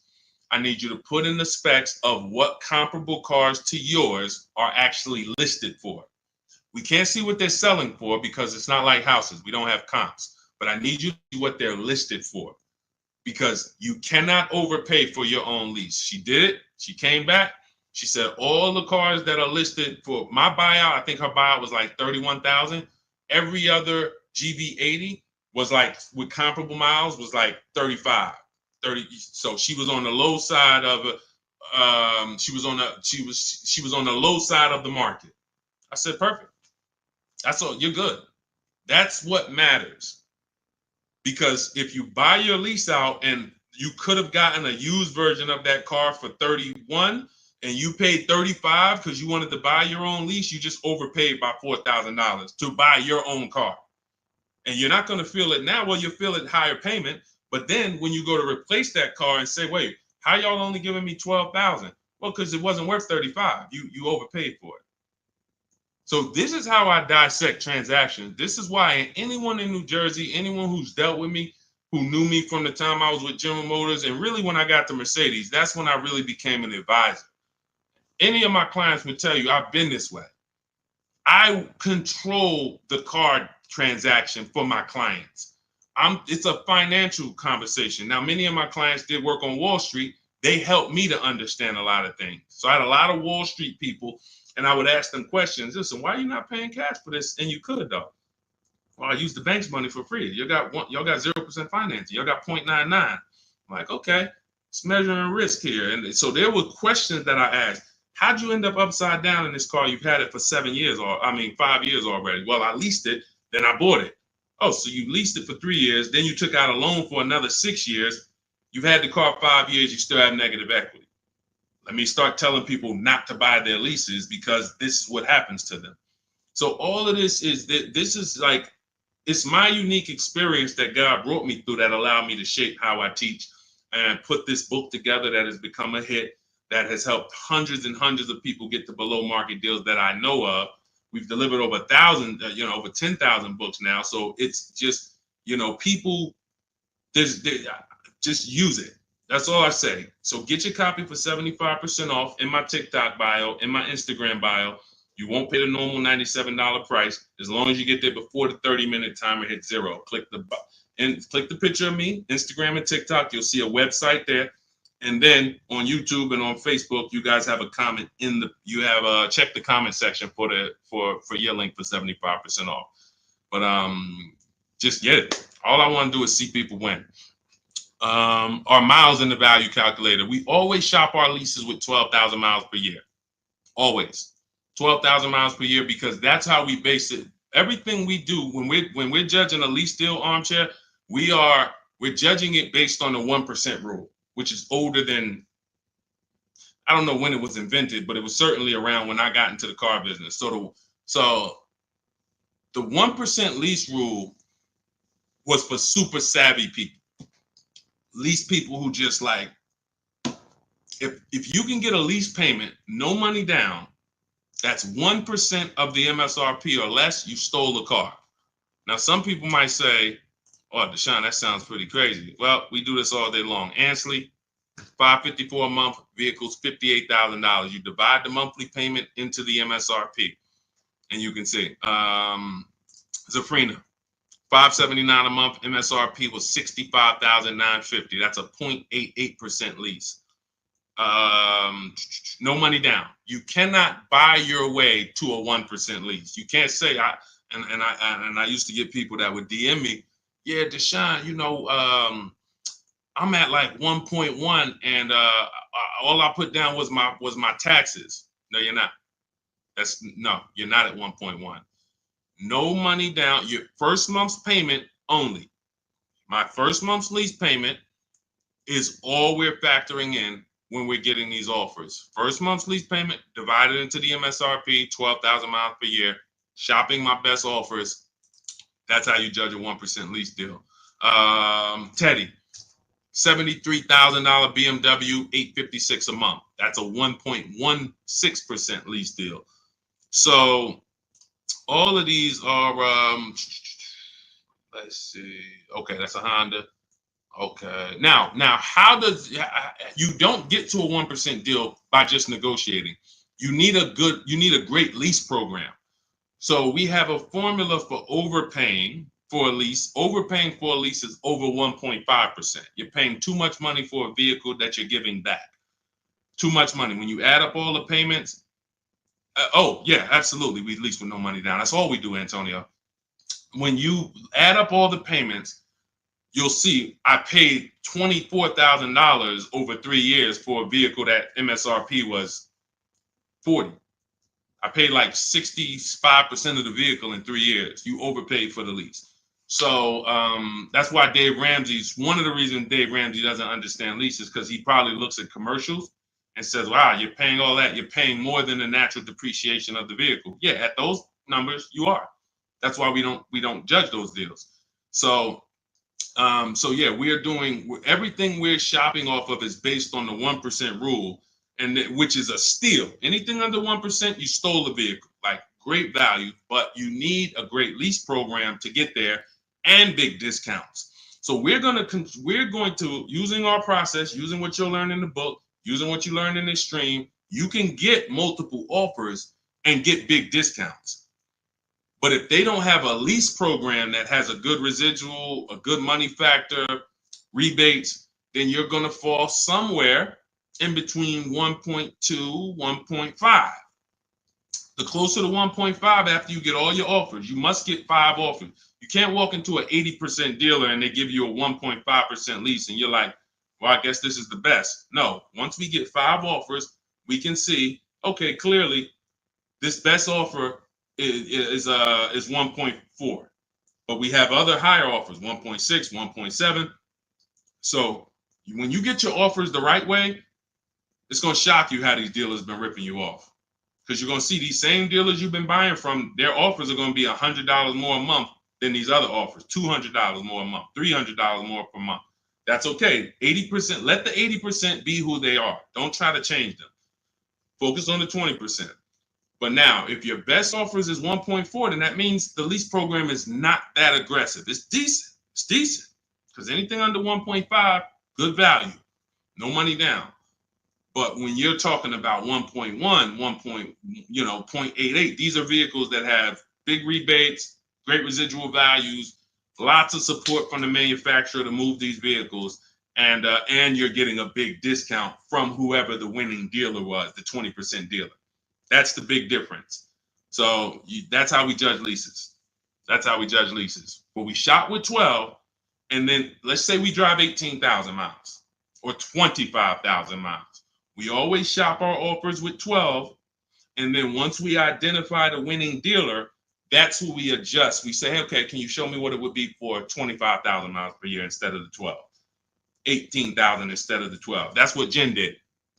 Because some people are losing pennies. They're losing pennies. They're losing dollars to try to save pennies. Jen, she drove 18,000 miles per year. She shopped a Honda CRV hybrid, very hot vehicle. This vehicle's been very hot since the pandemic. $39,000 vehicle. She shopped her best offer. She got $512 a month, no money down, which was a 1.3% lease. $39,000. So she drives 18,000 miles. She adjusted it to 18,000. The price went from $512 to $563. She can drive as much as she wants, enjoy her lease, not have to worry about foolish penalties that would have been her fault. That's what I say. If you didn't get enough lease mileage, it was your fault. To save $40, you got a lease that's going to penalize you for the mileage you drove for no reason. That just does it. These are very bad decisions when people get leases, getting less miles than they actually need. So literally, she went from 512, 18,000 miles up to 563. She's driving, and it's just, this is how you want to structure your leases so that you enjoy your leases. And we have people who lease 25,000 miles a year. There's leases that go up to 30,000 miles per year. The key is, if you're not keeping your cars 8 years, you should be leasing. It's not even a question. These pennies, people are paying cents on the dollar to drive new cars. A $500 payment on a used car, that's a $25,000 car. Can't compare that to driving $40,000 cars for the same payments and all of that. Oh, we just can't. All right. So I think we went deep today. Shout out to everyone who checked in. If you just jumped on, you missed a good show. We got the replay on Facebook. We got the replay on YouTube. But everything we learned today is out of my new digital book. There's nothing that I freestyled except the part for Facebook Marketplace. That's the part that I did. That's my unique strategy. It's not in my book. When we're buying private cars, we put that to the side, that buying from an owner. But everything else is out of the new digital book, Cars from Home, 7 Steps to Saving Time, Money, and Avoiding Dealership. That's going to teach you how to get below market leases, below market purchases, below market used cars, every high mileage driving technique that you need to take into account. And you do it from the bank bidding war, making banks bid for your business, doing it the right way, all 3 rounds. All of that is done from home, 90 minutes, 2 hours. You're going to have people fighting for your business. It's hard not to save money when tons of people are fighting for your business versus you going into a dealer and begging, fighting. Come on, take another $1,000 off. Come on. So you can get your copy for 75% off. It's normally $97. And it's worth every penny of $97. It will say this will be the most, I'd say top 3 most valuable books you've ever bought. Guaranteed. I don't care what other books I got a lot of books in my library. I cannot tell you a lot of them that have made me money and saved me money. Couple. Tony Robbins' book on money. Yeah. All these other books, yeah, they've helped me in other ways, but I can't tell you that I'm richer or I have more money in my bank account because of them. This will be one that will save you more money than, it'll be in your top 3. So get your copy in my TikTok bio. If you're on Instagram, click the picture of me, click the link in my Instagram bio. If you're on Facebook, click the link in the comment section. If you're on YouTube, click the link in the comment section. Get your 75% off. Get there before the 30-minute timer runs out. And make sure you send me your success stories. Every time you get your cars, I want to hear about it. DM me. I love to see people winning when it comes to these strategies. And I say armchair, I already got it. Shout out to you. Use it, win, share it with family. I don't care. I'm not even off that. 60 million people buy cars. We got 10,000 books in the market. Like, if you could share it, I don't care. I'm not on don't share the book. Look, at the end of the day, they don't know me. One day we'll have software out and people will know Cars from Home, and then everyone will use it and it'll be software that everyone can use. But for now, we got to save our people. People are getting once you get your first car using Cars from Home, if anyone even shows you what they're paying, if you're willing to look at your neighbor's deal and say, oh man, you're going to be like me. You're going to be like me. You're going to not want to tell them because you don't want to make somebody feel bad, but you're going to be like, well, next time, just use this book, man. I'm going to send you this link. This guy, he created this whole thing. He used to be in the car business. Just use this next time. Just use this. It's blood. It's blood in the street out here, man. Car dealers making more money than they've ever made. And all they want you to do is just keep shopping the same way. Don't unlearn that. So that's why a huge part of what we do over here is you got to unlearn. You got to unlearn. If you're not willing to let go of what you've been programmed to do, you can't win. But if you're willing to unlearn that was the way they programmed you to shop, because it was for their benefit. Once you unlearn that, oh, we could win all day. We'll be winning for the rest of our lives with cars. All right. So shout out to the new followers. Shout out to everybody. Could everyone hit the like button before you jump off? It does matter for the algorithm, so more people can find the replays. Just hit that like button. If you're on YouTube, share with a friend. We appreciate you. I'll see y'all in the next stream. You already know.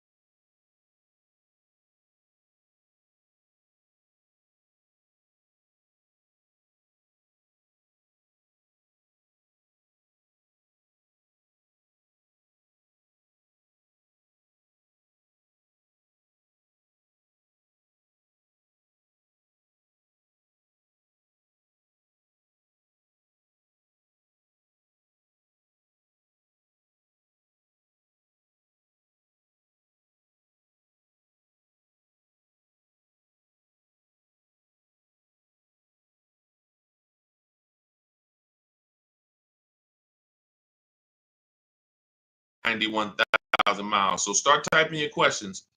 Welcome, welcome, welcome. It is my pleasure. It is my pleasure to welcome everyone to Car Shopping Questions and Answers. I'm your host, Deshone the Auto Advisor. All we focus on doing here is making sure you have the online strategies necessary to get better car deals than everyone is getting out here. You may hear people saying there's no deals. There's tons of deals. When you know how to shop and know how to make deals compete, like we're about to be telling you how to do it, you're going to get deals much easier than you ever got them before. And you'll be wondering wondering why you weren't shopping like this in the beginning. So we had our first question coming from TikTok. I want everybody to start typing your questions, and we'll get through as many as we can. But if this is your first time on the live with me, I want you to type the number 1. Welcome to the first time people. If you've never been on a live with us before, we appreciate it. We don't waste time here. We get right to the business. Okay. So somebody asked, is it okay to buy a car with 91,000 miles? It's a 2021 Nissan Altima. First thing you want to do is find out if this vehicle is a good car, even with the mileage or without. There are vehicles out there that are bad cars, whether they've been taken care of or not. You want to go to Google and you want to type in 2021 Nissan Altima reliability. Skim the articles. Just the first page. Just take you no more than 5 minutes. 5 minutes will protect you against all types of mistakes, all types of cars breaking down. Because if the car is a bad car, it's in the DNA. It's in the DNA. There's nothing you can do. The first owners could have took care of it, maintained it, did all changes when they were supposed to. That car has a bad DNA, and this is how we find out. Go to Google, type in 2021. Always put the year 2021 Nissan Altima longevity. After you do reliability, you do longevity. Reliability is going to tell you what they're saying the first 3 years. Longevity is going to tell you what they say about the history of these cars. Now, what you may find out is 80, 90,000 miles, those cars have transmission problems. That's going to be a big deal. Doesn't matter if you see in the reports on Google, first page, these cars typically have transmission problems around 80, 90,000 miles. You're looking at one with 91,000 miles. Isn't that important? Yes or yes? Yes or yes? That's why we do these checks. So you want to make sure that. Now, after that, we narrow these things down based on title history, service records. These are the most important things you need to be looking for to make sure you're getting a quality car. We're not talking about pricing yet. Pricing means nothing if you got a bad car. You get what I'm saying? Who cares about, I got a good price on the car if the car is in the shop every 3 months? Who cares, I got a great price on this car. I paid less than everybody. It was a below market price, but it's breaking down on me every 6 months. So these are the steps we take to make sure we're not getting a bad car.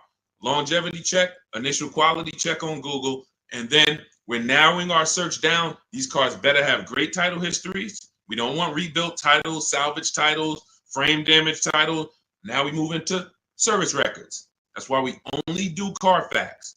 Carfax is the only vehicle history report right now that shows you service records. You do not want to buy a vehicle that has gaps in service. Doesn't matter what they tell you. Oh, I changed it myself. I changed the brakes and oil myself. Sorry, not good enough for me. That shouldn't be good enough for you either. Because if you can't prove that they serviced that car, not only are you taking the risk, one day you're going to turn around and sell it, unless you drive it till the wheels fall off. But even then, you might sell it for $4,000, $5,000, $6,000, whatever. You don't have service records. That hurts your resale value. Versus getting a car that was serviced, taken care of. Thank you, Joe. Now you get it, you service it, take care of it. Now 7, 8, 10 years later, you're selling it to the third or fourth owner, and they can see service records from the moment the vehicle was bought. So these are the things, and this is everything I'm teaching is inside my new digital book. Some of you have Googled it. It's called Cars from Home. 7 Steps to Saving Time, Money, and Avoiding Dealerships. It's 5-star rated all over Goodreads. Thank you to everyone who's written a review about it or rated it. So you can see it. You can get your copy of the book for 75% off. That's my welcome offer. That's my book launch offer. 75% off for 30 minutes. You go to my TikTok bio, click the picture of me, go to my Instagram bio. You'll see a website. Get your 75% off, get your book, and then come back to the show. And make sure after you get your book, you screenshot the thank you page, because it has my support team's email. Because sometimes you'll type your email too fast because you're trying to catch trying to get the 75% off, and then we can't email you the book. Also on that thank you page is the link to open your book too. So YouTube, we have a link pinned for you in the comments, and then Facebook, we have a link for you guys to get your 75% off. So let's go.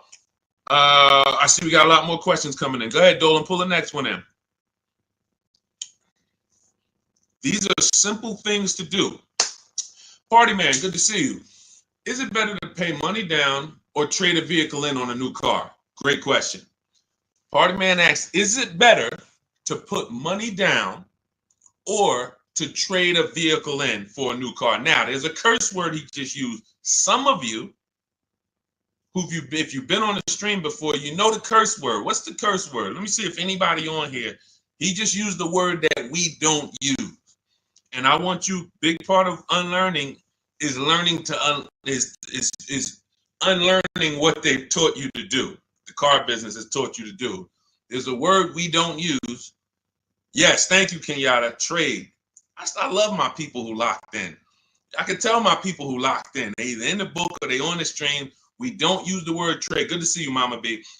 Here's why we don't trade. You don't get anything. All right, let me give you an example. Let's say I want to get rid of this iPhone. Trading it, would I get more money trading it, or would I get more money listing it online to sell it? Selling it or trading it? Which would I get more money for? I want to type in the comments. And some of you who are new to the stream, you got to stay by your keyboard because we're active here. You don't accidentally save $5,000, $6,000, $10,000 on cars. You got to be locked in. So dialogue. Thank you. Sell. Thank you, Mama B. Thank you, Party Man. Thank you, Stephen. See, so that is a basic premise that you now know. Now, what they told us in the past is if we wanted to sell our cars instead of trade them, we had to sell them privately. Facebook Marketplace, we had to let people come through, strange people, they're in our cars. Hey, hey, you mind if I drive this on the highway? All of this stuff. We don't want that. Now there are big companies that cut checks on the spot. CarMax. In my book, I teach you how to do something called the equity assessment. This is one of the most important things you have to learn about separating your transactions, which is I'm not going to buy a car from the same person who buys my car because we're bidding this out. So anyway, it's called the equity assessment. There's 6 companies that we get bids from. Takes us 20 minutes. They are CarMax, Driveway, Carvana. Open your notepad so you know this. If you're trying to keep notes, this is where you want to make sure you're jotting this stuff down. These are all thousands of dollars Somebody who was going to go trade their car into the dealership and the dealership was going to give them $13,000, you're going to do the equity assessment and you're going to get $16,000. But you got to lock in. CarMax, Driveway, Kelly's Blue Book Instant Cash Offer, Carvana, and AutoNation. So Driveway, Carvana, CarMax, Kelly's Blue Book Instant Cash Offer, AutoNation, and Car Gurus. Thank you, Car Gurus. That's 6 offers. This is the only way you want to get offers on your car, because once you get those offers, these are bidders. These are people who they're fighting like tooth and nail to buy cars. That's how you separate your transaction, because when you trade, what you're doing is you're letting the dealer already has, let's say this is the car you're buying. This is the car you're buying. This is your trade-in. There's wiggle room in both of these. Car you're buying, it might have 5-6 grand of wiggle room. Car you're trying to sell or trade, maybe they offer you 12, but they know that they could really pay you 14, but they're going to start out at 12. So they got $2,000 over here, 14 over here. Not to mention that another buyer, their best offer might be, all right, we could only pay 14 for this car. Carvana might say we could pay 16 for it. So one dealer's best offer may not necessarily be CarMax's best offer or Carvana's best offer. This is why we separate these. We don't want people mixing our money. Then you have to fight and try to, am I getting the most for your trade? So here's what I tell you. And the down payment is a separate thing. Here's what everybody needs to know about down payments. I want you to understand this. The only purpose for a down payment is to lower your monthly payment. It's not to get you a deal. What's up, EJ? Good to see you. What's up, Keith Weidman? Good to see you. It's not to get you a deal. A down payment, we can't, unfortunately, most people, you guys know, I'm the bad news first person. Welcome to the first time people. You're going to understand. Deshone is the person who gives us the bad news first, because if he doesn't give us the bad news, we're going to think we're doing okay, and we're just going to mosey on and keep doing what we've been doing. I have to give you the bad news of how much money you've lost by not selling your cars to companies by trading them. I have to give you the bad news of how much money you've lost by not understanding leasing. I have to give you the bad news of how much money you've lost by not getting banks to bid for your loan instead of just giving the dealer the loan. I got to give you the bad news first, but I don't leave you there. I give you the new strategy. I give you the new way to do it.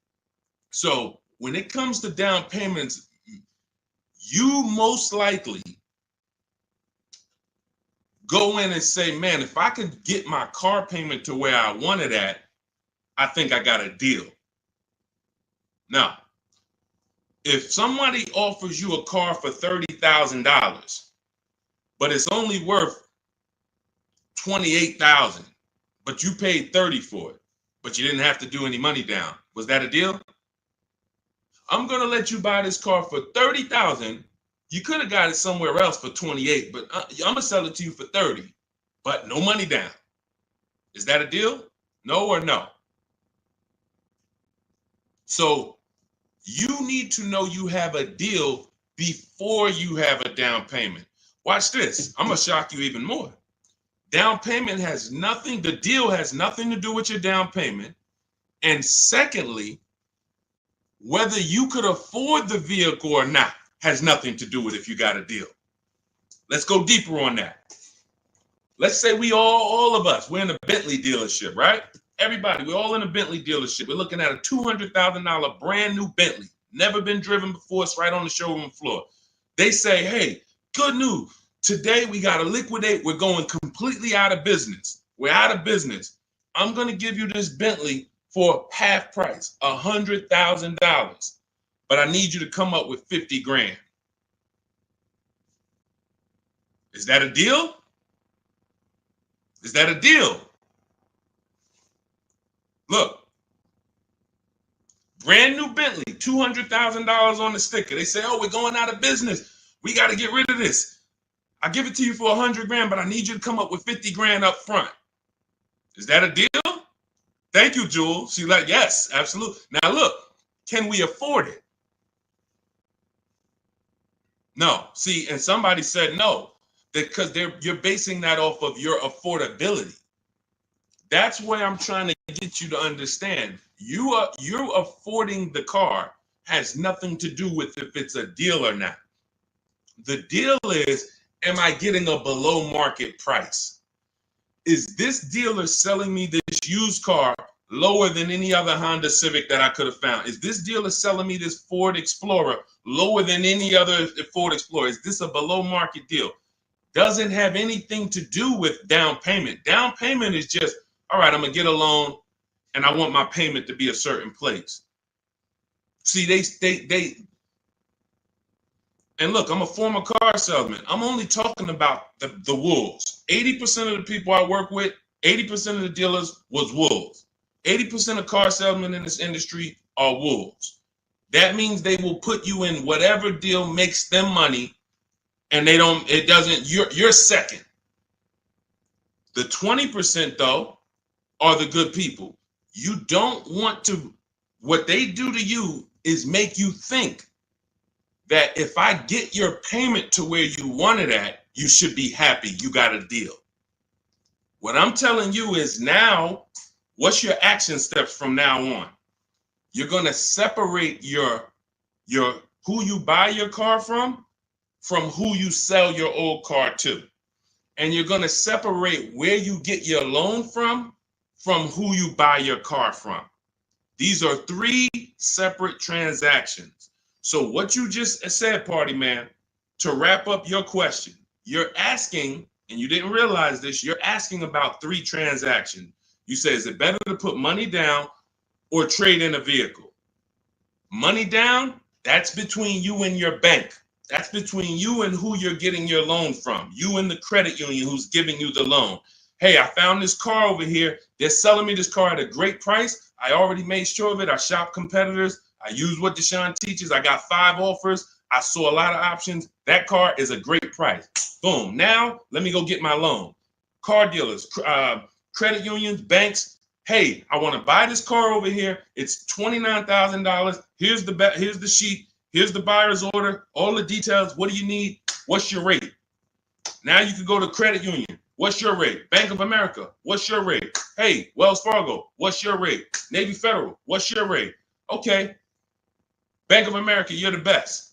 Now, what's my payment on that car? Well, right now your payment's going to be about $609 at that price, financing it with no money down. All right, I think I want my payment to be around $500. How much do I have to put down? Well, you're going to have to put down about $6,000. You're working this out with the bank, not with the dealership.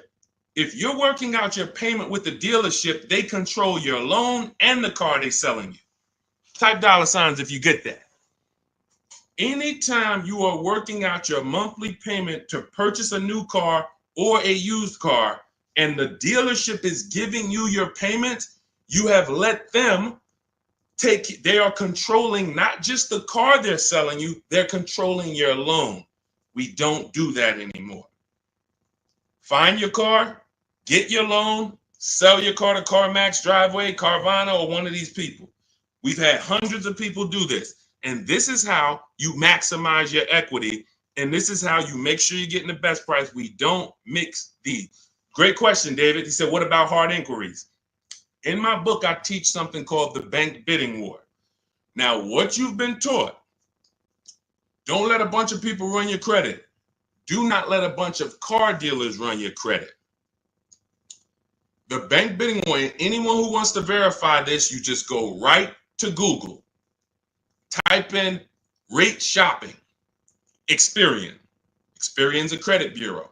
They have an article, they literally have a blog post that they wrote telling you that within a certain period of time, they say 14 days to 45 days. So we do it in 2 days. When you get my book, you'll see the bank bidding war blueprint I give you, teaching you how to make banks and credit unions bid. Takes 2 days, sometimes 1 day, because we do it after we solidify our best deal on a car. Now we're getting bid. if you do it within the rate shopping window, you can have 10, 15 dealers run your credit, and it's going to affect your score like one hard inquiry. So if one hard inquiry would have dropped your score 10 points, 15 banks competing would drop your score 10 points. But what the banks want you to do is the banks want you to just hey, come get your pre-approval here. Who's realized that pre-approval is the buzzword over the last 2 years, 3 years? I'm gonna get pre-approved. Check this out. The banks are on to you. The banks are on to that. So what they wanted to do to keep you from shopping their competitors, that's the whole game. If you're not seeing it already, we're 15, 20 minutes into this stream. If you can't see, the game is from dealerships and from banks to keep you from shopping their competitors. Now, what do? Get your pre-approval here. Now, they used to offer pre-approvals with a soft pull, but now they're like, you know what? Let's start locking the people in. They do a hard pull pre-approval. Now what they give you is a check to go and shop, but you have a hard pull on your credit, which means you've already started the rate shopping window, and the pre-approval has what on it? An expiration date. What happens when that pre-approval expires? This is your credit union that you thought, this is my friend. These people are trying to lock you in and trying to keep you from competing. What happens when that pre-approval that you got that says good for 30 days expires? Got to go get another one, right? So what does that mean? Another hard pull, right? Exactly. These are the issues with the way banks want you to shop. So everything we're doing is bringing competition to our car deals. Everything we do, when we're getting bids for our car, competition. I want a bunch of people competing for the car you're selling, not trading. When we're getting bids for our loan, I want a bunch of banks competing for our rates, not just one, not just the dealership. Then when we're buying a car, we're getting multiple offers. And here's the best part, not just the money. We do this from home. We do this from home. In fact, there's no way you can do this unless you're at home. You can't do what I'm talking about, going into dealerships and banks and visiting them. How long would that take? That's why my new book is called Cars from Home. It's simple. Cars from Home. That's what you want to focus on. So, a couple things we just hit on. Party man, separating our transactions. Who you sell your old car to is different than who you're going to buy your car from, is different than who you're going to get your loan from. In each one of those three transactions, we are using online, the internet, to bid them out. Bidding out who we sell our car to, bidding out who we get our loan from, bidding out who we buy our car from. That's how we get deals like this. Some of you, if you're on YouTube, you can see this. Look, Adina got a Toyota Corolla. She was shopping for a Toyota Corolla. Fast forward, she ended up getting a 2024 Hyundai Elantra, $12K, $365 a month, no money down. You won't see a Hyundai Elantra commercial for a lease that says, hey, come lease a Hyundai Elantra, 12,000 miles per year, $365 a month, drive off. You won't see that. You'll see come lease a Hyundai Elantra, $249 a month with $3,600 down plus tax and fees. You got to put around $6,000 down and you could get a $350 payment. She did it with no money down, getting bids, staying at home, using what you're going to learn in my book, using my copy and paste strategy. Now, look, you could do it on your own. You want to call around, talk to dealerships, get prices. But here's what I'm telling you. You must shop competitors. You are not going to save the big money. You're not going to get deals like this. Look at Melissa. Equity assessment. Perfect example of someone who did a proper equity assessment. What's up, Noel? Good to see you, Noel. Nathan, good to see you, Lessa. I took possession of a 2025 Honda Pilot EXL before finalizing my lease. Look, my best offer was on my 2018 Sorento, gave me $12,000 in equity from Carvana. She didn't trade. Now here's what we do. Bonus, which she ended up winning. After she found the dealer who sold her the Honda at the lowest price, she asked them, "Can you match or beat the offer I got?" That we do. There's nothing wrong with asking the dealer, "Hey, the one you're gonna buy the car from, they won the bid. Hey, I'm gonna sell my old car to CarMax. Hey, they're giving me 12. If you could match it, I'll do it with you." Sometimes they're like, "Hey, you know what? Let's find a way to get that car." And then most times it's not going to work that way. They're going to be like, "Man, I can't pay you that. I can't pay you what Carvana's paying. I can't pay you what they're paying." That's fine. But she won. The dealer said, "All right, I'll match it." Gave her the $12,000 that Carvana was offering, and it was just like, this is what you do. This is how you do it. Separating your transactions, getting bids. All right. Let's go. Keep typing your questions in. We'll get to as many as we can. But one thing y'all got to know about us, we don't do quick answers here. This is car buying. So I'll try to get through as many as we can. But, we got to go deep on some of these. Go ahead, Dolan. Pull the next one in. What's up, Yessie? Good to see you. Flo, what's up, Mitchell? Kenyatta, good to see you. Do previous book buyers get an update? Everybody who gets a book gets an update every time I update the book. And I've updated the book probably 5 times since I wrote it, because we get new websites that come in. We get websites that go out of business. I update the scripts. In my book, I have copy and paste scripts. We don't talk to dealers. Who doesn't like talking to dealers? Who does not like talking to car salesmen? Let me say, I might have a bunch of people on here who love it. Deshaun, I love talking to car salesmen. It's my thing. I get a thrill out of it. I'm not. We get people. Listen, when I was in the dealership, it was people every now and then. They'd like popping in the dealership every 3 weeks. They're back. Hey, let's talk again. It's like, what? You like this? This is the people like that. All right. For those of you, Clarissa, I see you. Mrs. Dixon, I see you. Kanisha, I see you. If you don't like talking to car salesmen, type me. Let us know. Look, somebody said I hate it. Look, Valerie, hate it. These are my entire system in Cars from Home, my book, in what I'm teaching you here, does not require talking to car salesmen about numbers ever. Ever.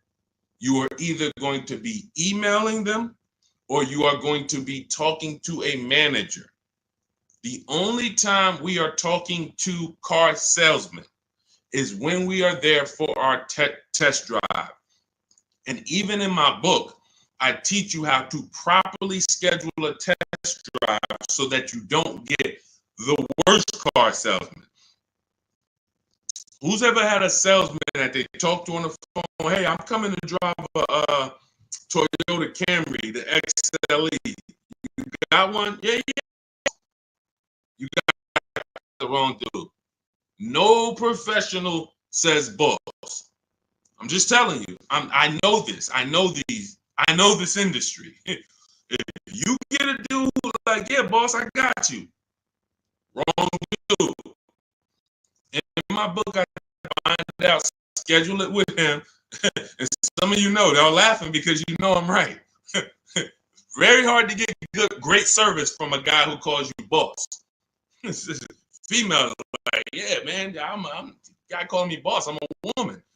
It doesn't matter. You don't call anyone boss. My name is this. So anyway,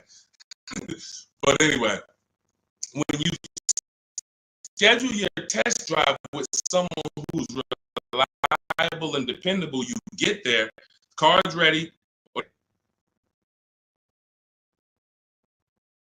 What do you mean we don't talk numbers there? Never. I'm shopping.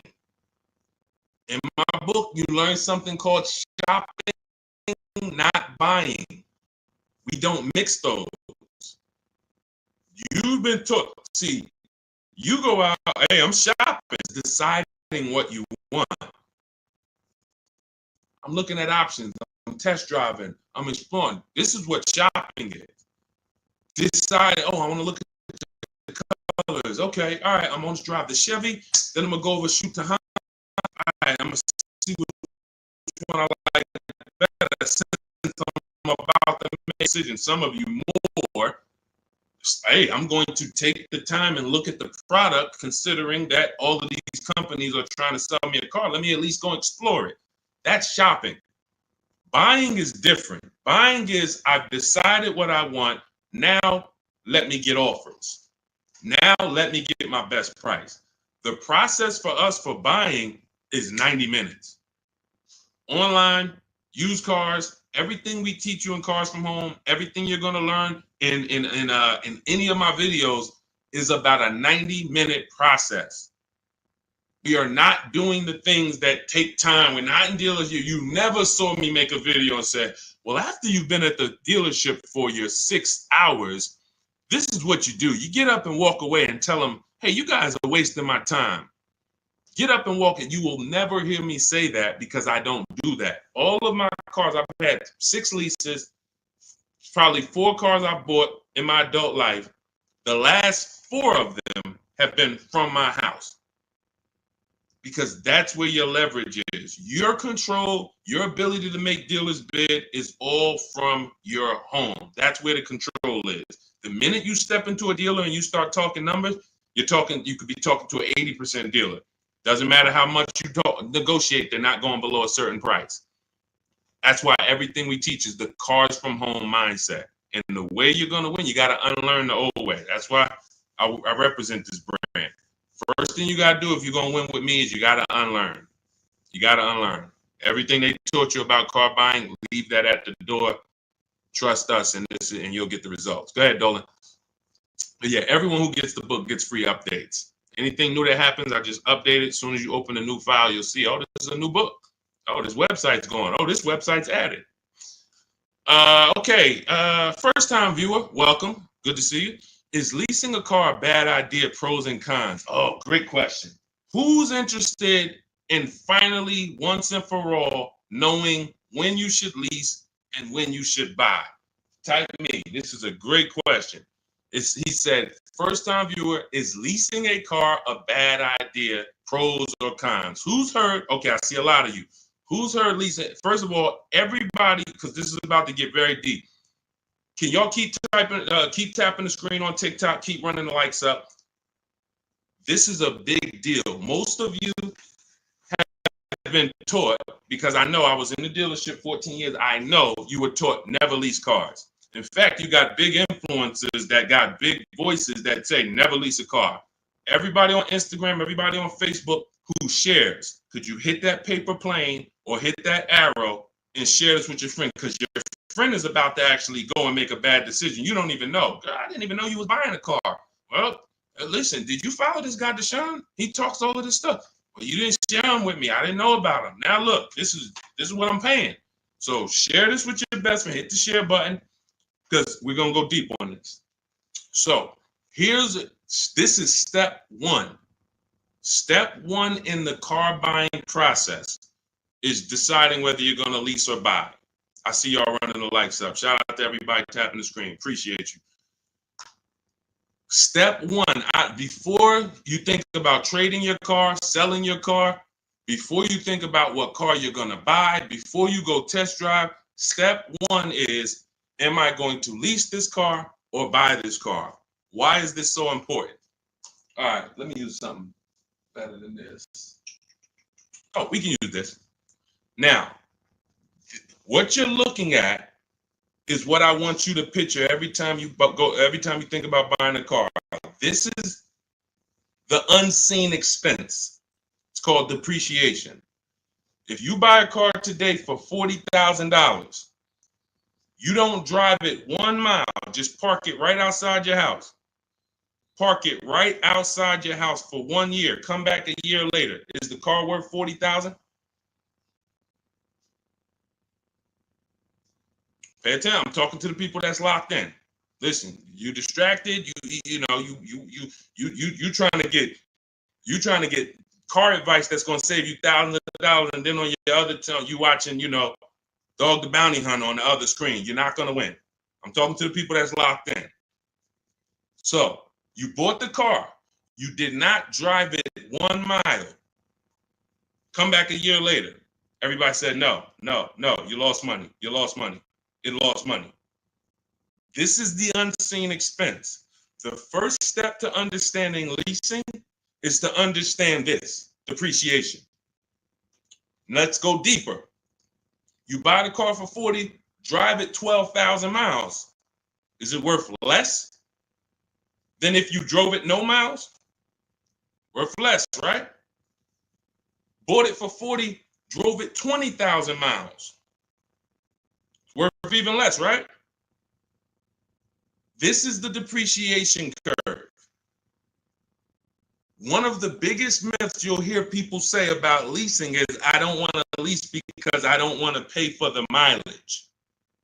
What you just learned in the last 20 seconds is, whether you lease or buy, you pay for the mileage, correct?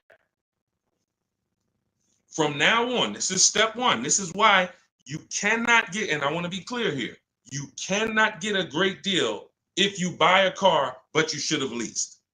You cannot get a great deal. And I'm going to explain that. Before we wrap, I'm going to wrap with that and showing you why. I don't care how much they sold you the car for, how much discount you got. If you should have leased, but you purchased, you cannot get a good deal. Your deal structure is wrong. You built the house on the wrong foundation. So now, who has a car in their driveway that they've had more than 8 years? I want you to type the number of years you've had the car into the chat. Only if you had it more than 8 years, not 5, not 4, more than 8 years. All right, Miss Dixon, just got my book. You use it. Congratulations. Use it. Way to go. Now, anyone who's had a car more than 8 years, type the number of years you've had the vehicle in your driveway. Okay, 19. I see you, Antonio. Serafina, I see you, 11. Valerie, I see you, 11. Okay, Miss Bells, I see you, 14. Nicole, I see you, 12. Okay, so all of you who had this, your depreciation curve, watch this. It looks like this.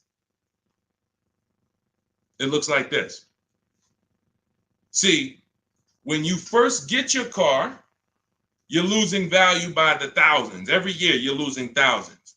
But the longer you keep the car, depreciation looks like this. So some of you right now, you could go sell your car for $5,000, but a year later, a year from now, you can sell the car for $5,000 or $4,800. My dad's about to sell his truck. It's been worth $5,000 for the last 3 years. Well, during COVID, it was worth more. He could have got more for it, but for the last 2 years, that car has been worth about $5,000. Depreciation, he's beat it. How do you beat depreciation? 2 ways. Long-term ownership. In my book, I teach you the first step you're doing is asking yourself how many years you're keeping the car. I'm teaching you the 8-year rule. The 8-year rule says this: if you're not buying a car to keep it for at least 8 years, you should be shopping for a below market lease, not a regular lease, not these leases you see on the commercials. Those are not deals. Deals are not advertised to thousands of people. Deals are when the dealer doesn't want to make the deal, but he's signing it just because I need to sell this car. It's reluctant. Don't send more people in to pay these prices, but here, I'll do this for you. Don't tell anyone else. That's a deal. When you see a commercial, hey, everyone, 10,000 of you, come get this car for this price. That's not a deal. Not advertising this. So let's get back to this now. So now, here's where you are losing. In the 2-year, 3-year, 4-year, those of you who buy your cars, trade them in 3 years, you're losing. You're replacing a depreciating asset and when it's losing the most value. You buy it for 40, 2 years later, it's worth 28. All right, let me get out of this thing. You lost. You buy it for 40, 4 years later, it's worth 16, 18. Oh, let me get out of this. You're supposed to the whole purpose in buying is to get to what I call the reward stage. That's what you saw Jerry said. 8 years he's had the car, paid it off in 6. Now he can keep it. Beat the depreciation. The longer he keeps the car, the less he paid for it over time. Look, Michael, 16 years. You get to the point where this car is now literally not even depreciating. I lose probably $200, $300 a year in depreciation. Some of you like, Deshone, there's no way I'm keeping the car that long. You are the ones who should be shopping for below market leases. Let's make this point. I see you, Delaney, and said I had an Escalade 21 years. Look at your cost per year. Look at your cost per year. I bought a $50,000 Escalade, $60,000 Escalade at the time, however much it was, but I kept it 21 years. How much did that cost me per year? That's the purpose of buying, because you pay more to buy. So now let me show you what below market leases look like to wrap this point up, to show you that there is no comparison. If you are getting regular leases, this is not going to make sense to you. That's why you're going to use my strategies. You're going to get your book in my TikTok bio. Go there. If you went there, you only got 30 minutes to save the 75% off. You won't pay the $97 price. As soon as you visit that website, you see that timer start ticking. You got 30 minutes to get your 75% off and get your book for $24 instead of $97. Now, it's still worth it at $97, but $24 is better.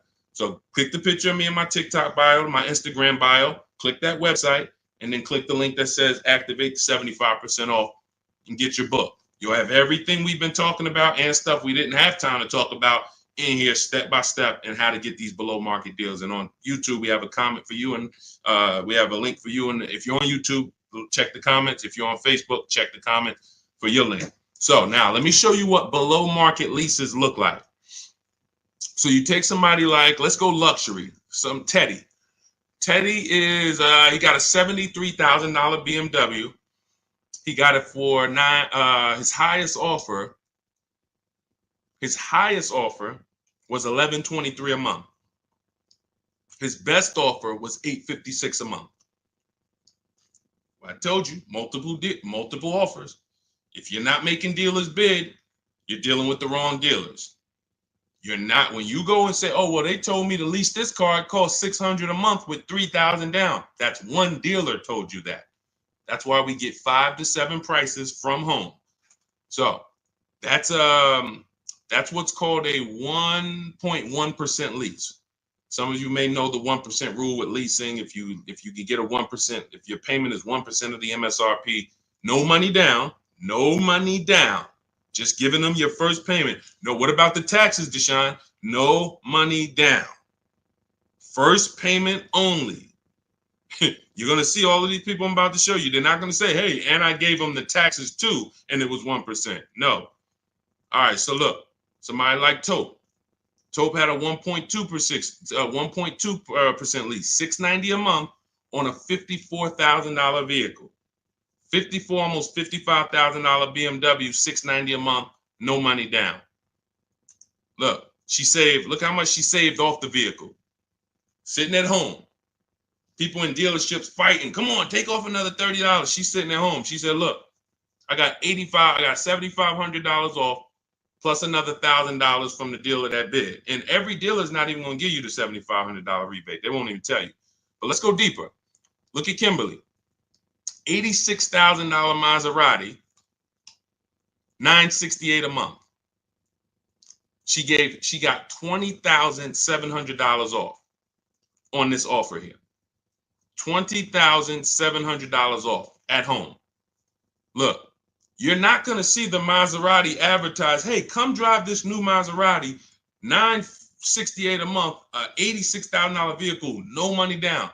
You'll see, hey, come drive a Maserati, $799 a month with $5,000 down plus taxes and fees. End up probably being about 10 grand once you add it all up. Yeah, you'll see that commercial. You go sign up for that, they'll love you. Hey, I want the deal from the commercial. Oh, come right in, miss. Oh, Miss Jones, a letter. How are you? Okay, can I call you Miss Jones? Yeah, how fast can I get it ready for you? They love you. Go ask for the deal from the commercial. They love you. Look at Charles. Some of you have this vehicle. Hyundai Palisade, $48,000 vehicle, almost $49,000, $597 a month. No money down. Look, I reached out to 35 Hyundai dealers, and you're like, how do you do that? You might have just jumped on the stream. We do this all online. Takes about 25 minutes to reach out to that many dealers using the stuff in my book, copy and paste scripts. So he had 35 Hyundai dealers, got 10 quotes back. Offers range from 1.2 to 1.6. He said, I never thought I'd be able to afford this car that is almost $50,000, because up until he learned what you just learned, I'm not keeping my cars 8 years. He was buying them. But now that you have the understanding of this and the unseen expense, and you now have a depreciation, whether I buy or lease, I pay for my usage. Whether I buy or lease, if I drive 20,000 miles, it costs me. Which one's going to cost me less? And when you get below market leases, it costs you less. Or when you do like what we spent time shouting out Michael and Antonio and Serafina and Valerie and all of them. So you're either going to go the long run, the distance, get your deal, keep it till the wheels fall off. That's how you're going to beat depreciation, or you're going to get below market leases. But now, $48,000 vehicle, $597 a month, a $50,000 vehicle. This would normally, and let me ask you guys this. Some of you know, every $5,000 on a car loan is about how much per month? So we can show everyone who doesn't know this how much if he had bought this car, and this is the reason why he said, I never thought I'd even be able to drive this car. Every $5,000 per month on a loan, on a vehicle, is about how much per month? Let's see if anybody's tapped in. Every $5,000. Thank you. Yep, you got it, Zully. $100, $100. Great job, Clarissa. Shout out to the people that's tapped in. I love the people. I love when y'all show me, man. Look, Deshone, I'm tapped in, man. I don't care about anybody else, man. I'm watching my money. I gotta pay attention to this stuff. Yep. Thank you, Aletta. $100. The Bush, $100. So now this is how, when you look at a $10,000 car, you should think $200 a month. $20,000 car, $400 a month. $50,000 car, okay, that's $1,000 a month on a 5-year loan. That's what should come into your head. That doesn't mean, hey, I might be able to get 5,000 off of it. I might be able to get 8,000 off of it with my best deal. I might be able to get 10,000 off. That has nothing to do with it. I'm talking about just when you look at the car and you say, okay, around about how much is that going to cost me?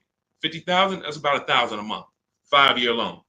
6-year loan, yeah, all right, it'll be a little less, but we don't go longer than 6. And when you go in, and some of you, you've done this, you go in and you look at that $50,000 car and you say, man, get me the 600. Can you give me the 600 a month?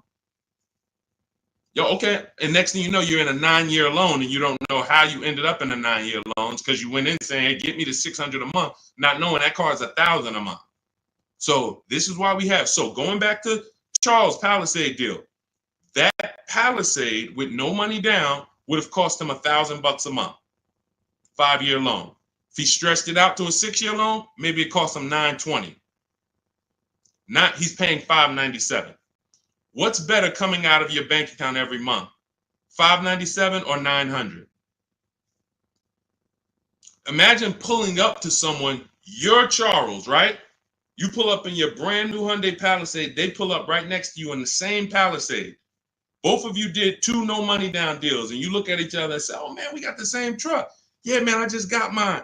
Oh man, how much you paying? Yeah, man, I know this expensive. You know it. You know this expensive, man. Yeah, I'm right about. I'm close to $1,000 on it, but I no money down though. No money down. How much you paying? Oh no, I'm paying $597 for this. Oh, you had to put a lot of money down. No, I didn't put no money down.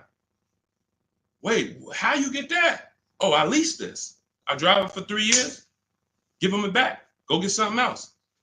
Oh, see, but see. You know, after 6 years, I'm gonna own this. And man, I gotta laugh because this is I gotta laugh to not cry about. This is what people do. This is what I'm trying to get people to understand about leasing. All these people that told y'all don't lease, they cost y'all money. They got y'all driving these older cars or these cars that are super expensive because you just thought, man, I had to buy the whole car. You done put 10 grand down, 15 grand down. And you're like, man, all right. And here's the thing. It wouldn't be bad if you were keeping the car 8 years.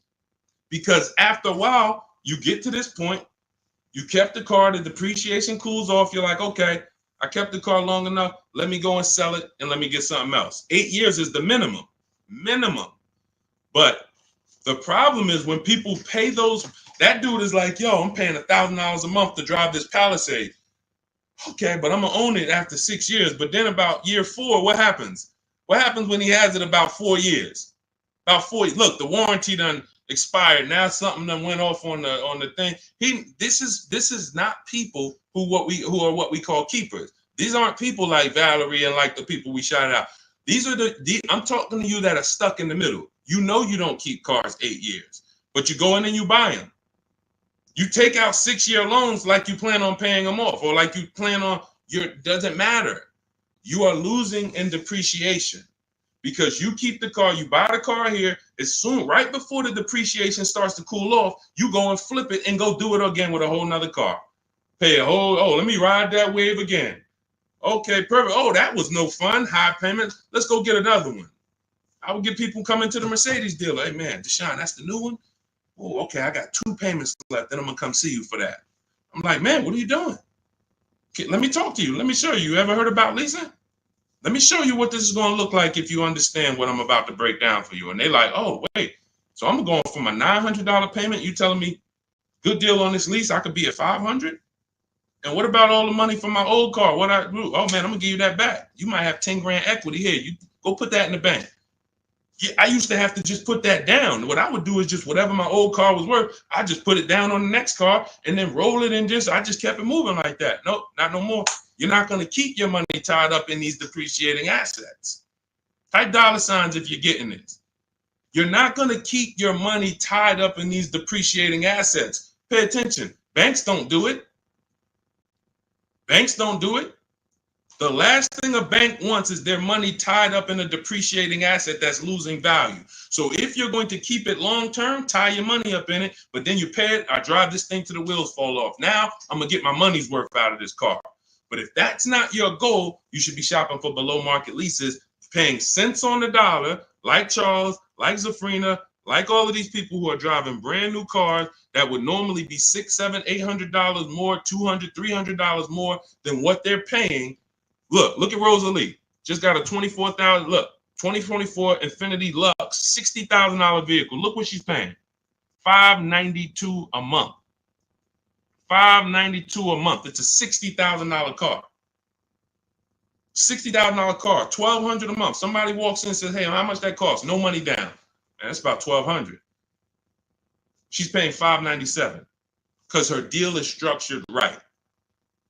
Leasing versus buying is and look, you add the mileage, Michael. Let me give you an example of somebody, because that was a great question. That's always the next question. Oh, what about the mileage? The worst thing to do is to add, and look, all of this is inside my new digital book. There's a reason it's 5-star rated. Google it. Cars from Home. 7 steps to saving time, money, and avoiding dealerships. Look at all the 5-star ratings. Read the reviews. There's a reason that book's 5 stars, because it's step-by-step on getting below market leases, buying, used cars, everything we've been talking about. If you're like, Deshone, I don't want to remember all of this, get the blueprint. You get there, go to my TikTok bio, get your 75% off. Go to my Instagram bio, click the link, get your 75% off the book. You got the blueprint forever to use every single car deal. You're on Facebook, click the link below, get your book for 75% off. YouTube, get the book for 75% off. Here's an example of how we choose our mileage wisely. This is in step 3. It's deal structure. Look, Jen she leases a $40,000 Honda CR-V hybrid. It would be $800 a month to buy, no money down. She gets her best offer is $512. She gets all the bids from home, $512 a month. Now she says, okay, that's for 12,000 miles per year. I want to go up to 18. After we get our best offer, that's when we go to the dealer, or we email the dealer who sent us the best offer. Hey, congrats, you beat everybody. Can you show me what it is for 18,000 miles per year? Can you show me what it is for 20,000 miles per year? She bumped her payment up. They said, okay, Jen, if you go from 12 to 18, you go from $512 a month to $563 a month. She said, done deal. $40 more, $45 more. I get to drive as much as I need to drive for $45 more per month, instead of me taking 12 like some people do. Oh, Deshone, I'm 7,000 miles over on my lease mileage. What should I do? Why did you take a 12,000 mile a year lease? You know you don't drive 12. To save $40? Now what's going to happen is you go over by 7,000 miles and you're taxed 25 cents per mile. It's going to cost you way more than you would have spent just getting it up front. Part of having a great lease experience is choosing your mileage wisely. We take that very seriously. We don't mess around and we don't do that. And because some people blame the lease, man, I'm not leasing again, man. I leased and I just got all these penalties for the miles. You chose the mileage. You picked the mileage. Don't blame the lease. The lease is an inanimate object. You told them, give me $10,000 a year, knowing you drive 15. Why? To save $40? Now you got a bad lease experience. You could have had a brand new car, great experience, always under warranty. If you would have just did what Jen did, adjust my mileage, give me what I need. So this is how you do it. There's no way you can get a great deal if you purchase, but you should have leased. It's no way. The numbers are so far apart. It's no way. We just broke down. Somebody pulls up in a $1,000 payment compared to somebody with a below market lease. It's a $550 payment. We are so far apart. It's going to take you years to catch up to me because I'm saving $400 a month less than you. That means next month I'm up $800 on you. 3 months I'm up $1,200 on you. If my payment for the same car is $400 a month less than you because you decided to buy and I'm leasing and we're driving the same car, $400 times 12 times 4, $4,800 a year is in my bank account and it's in your car. And we have the same car. Deal structure. So we already hit on, if you just jumped on, we are very big on helping you get to where you need to be. You're either going to be a long-term person. We shouted out all the long-term people. Thank you to everyone who participated. Y'all helped us prove the point. And you can mix it up. One car you might buy, hey, my wife loves keeping cars. We're going to buy her car, keep it for 9, 10, 12 years. But hey, my husband, he doesn't really keep cars more than 6 years. We're going to lease his. You can mix it up. But you need to know when to pull these things out your tool belt. It's beautiful. And we don't buy leases at the end. Muzz, we don't buy leases at the end because all you're doing when you're buying a lease is buying a used car. That's it. So when you're buying your lease, you're buying a used car. You're making a decision. I'm going to buy a used car. The only difference is it's my car. That's it. There's no difference. You can overspend for your lease. There's tons of people who buy their own leases. They never even check the market to see that the price they're buying that lease for is not worth it. The $19,000 they're buying that lease for, the $24,000, whatever, they didn't even do a market analysis to see, wait, this is not even a good price to buy this car at. But what you're doing when you're buying your lease is saying, I'm going to buy a used car. Instead of leasing and driving new cars, I'm going to buy a used car. And if you're going to keep it another 8 years, God bless you. Do it. If you're not keeping it another 8 years, you are throwing money out the window because you're going to lose on depreciation. And let me end with this is big.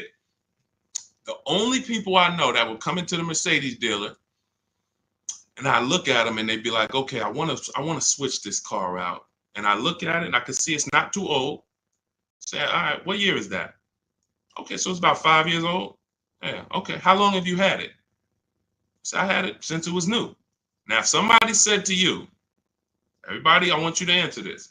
If you saw somebody come in and they had a car, was about 5 years old, and they said they've had it since it was brand new, would you think that car is almost paid off or paid off?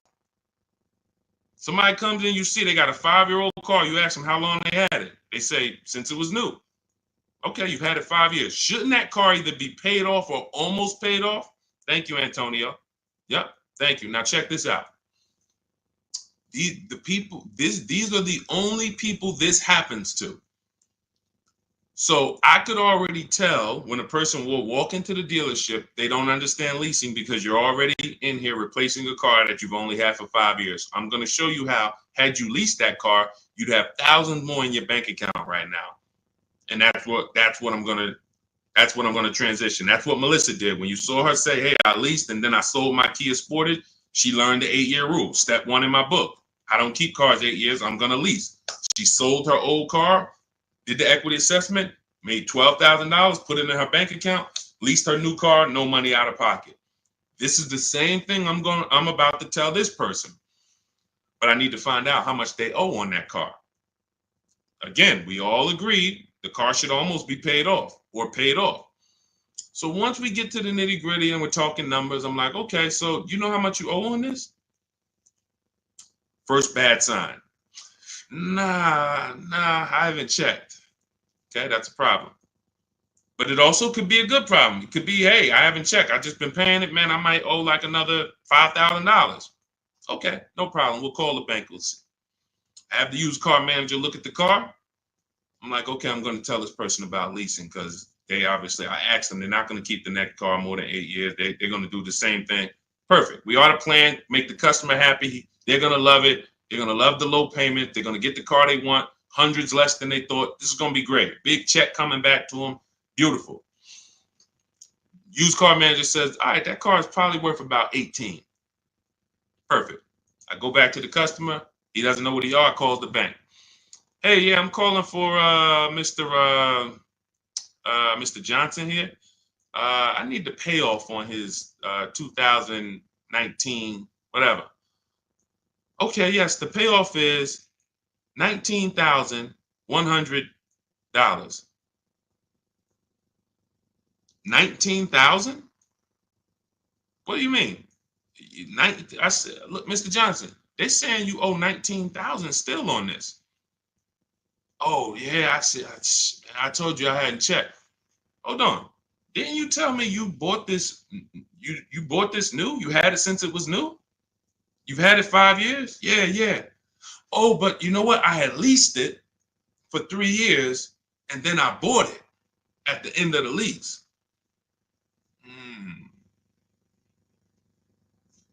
That's the culprit. Because you leased the car for 3 years, and then to get a payment similar, you usually have to take a 5 or 6 year loan. Most people, when they buy their lease out, they take a 6 year loan because they like the payment. You leased it for 3, bought it for 6. What's 6 plus 3, y'all? This is why, Muzz, I want you to remember this story for the rest of your life. When somebody says to you, or when you think about buying your lease out, remember this story. 9 years. Nobody who's smart, nobody on here. We might have some young adults on here. We might have some seniors on here. Nobody is signing up for a 9-year loan on a car. Not knowing it. No one. Every time you lease and then buy it out, that's what most people are doing. 9 years of payments on the same car. So you literally could have the car for 5 years. We call the bank to see how much you owe. You still have 4 years of payments left on the same exact car. That's why it's one of the worst things to do. And you're not even happy about it because it's like, oh man, I've had this car for a while, man. That's why buying your lease out, hey man, I was just trying to ride the market out. I wasn't ready to shop, so I just bought the lease out. Bad idea. Bad idea. It's just a bad idea. You could stroke a check for it? Possibly. But I would always shop for a new lease because, again, like I started the story with, when you buy your lease, you're going from a lease, driving new cars. If you're getting below market deals, like you're going to learn in my book, you're driving it for cents on the dollar, and then you're switching to a used car purchase. These are two totally different mindsets. Yep, you lease new cars, Marty. Two totally different mindsets. Buying a used car, you should be somebody like the people we shouted out earlier, the keepers. 8 years, 10 years, 12 years. You should be perfectly fine with maintaining a car. If something breaks on it, I'm gonna put money into it. I want to keep this thing. That's buying a used car. Buying a lease is like, hey, I don't want to do none of that. That's buying that. I mean, leasing, I don't want to do any of that. I want to drive new cars, always under warranty. The key is learning how to get below market leases. You can't walk into a dealership and just get a lease. We talked about that earlier. So that is the deal. Leasing is for people who do not keep their cars more than 8 years. Buying is for people who keep their cars more than 8 years. It's no in between. The people in between, you lose everything. You buy your cars, take out 6-year loans, trade them in. Losing.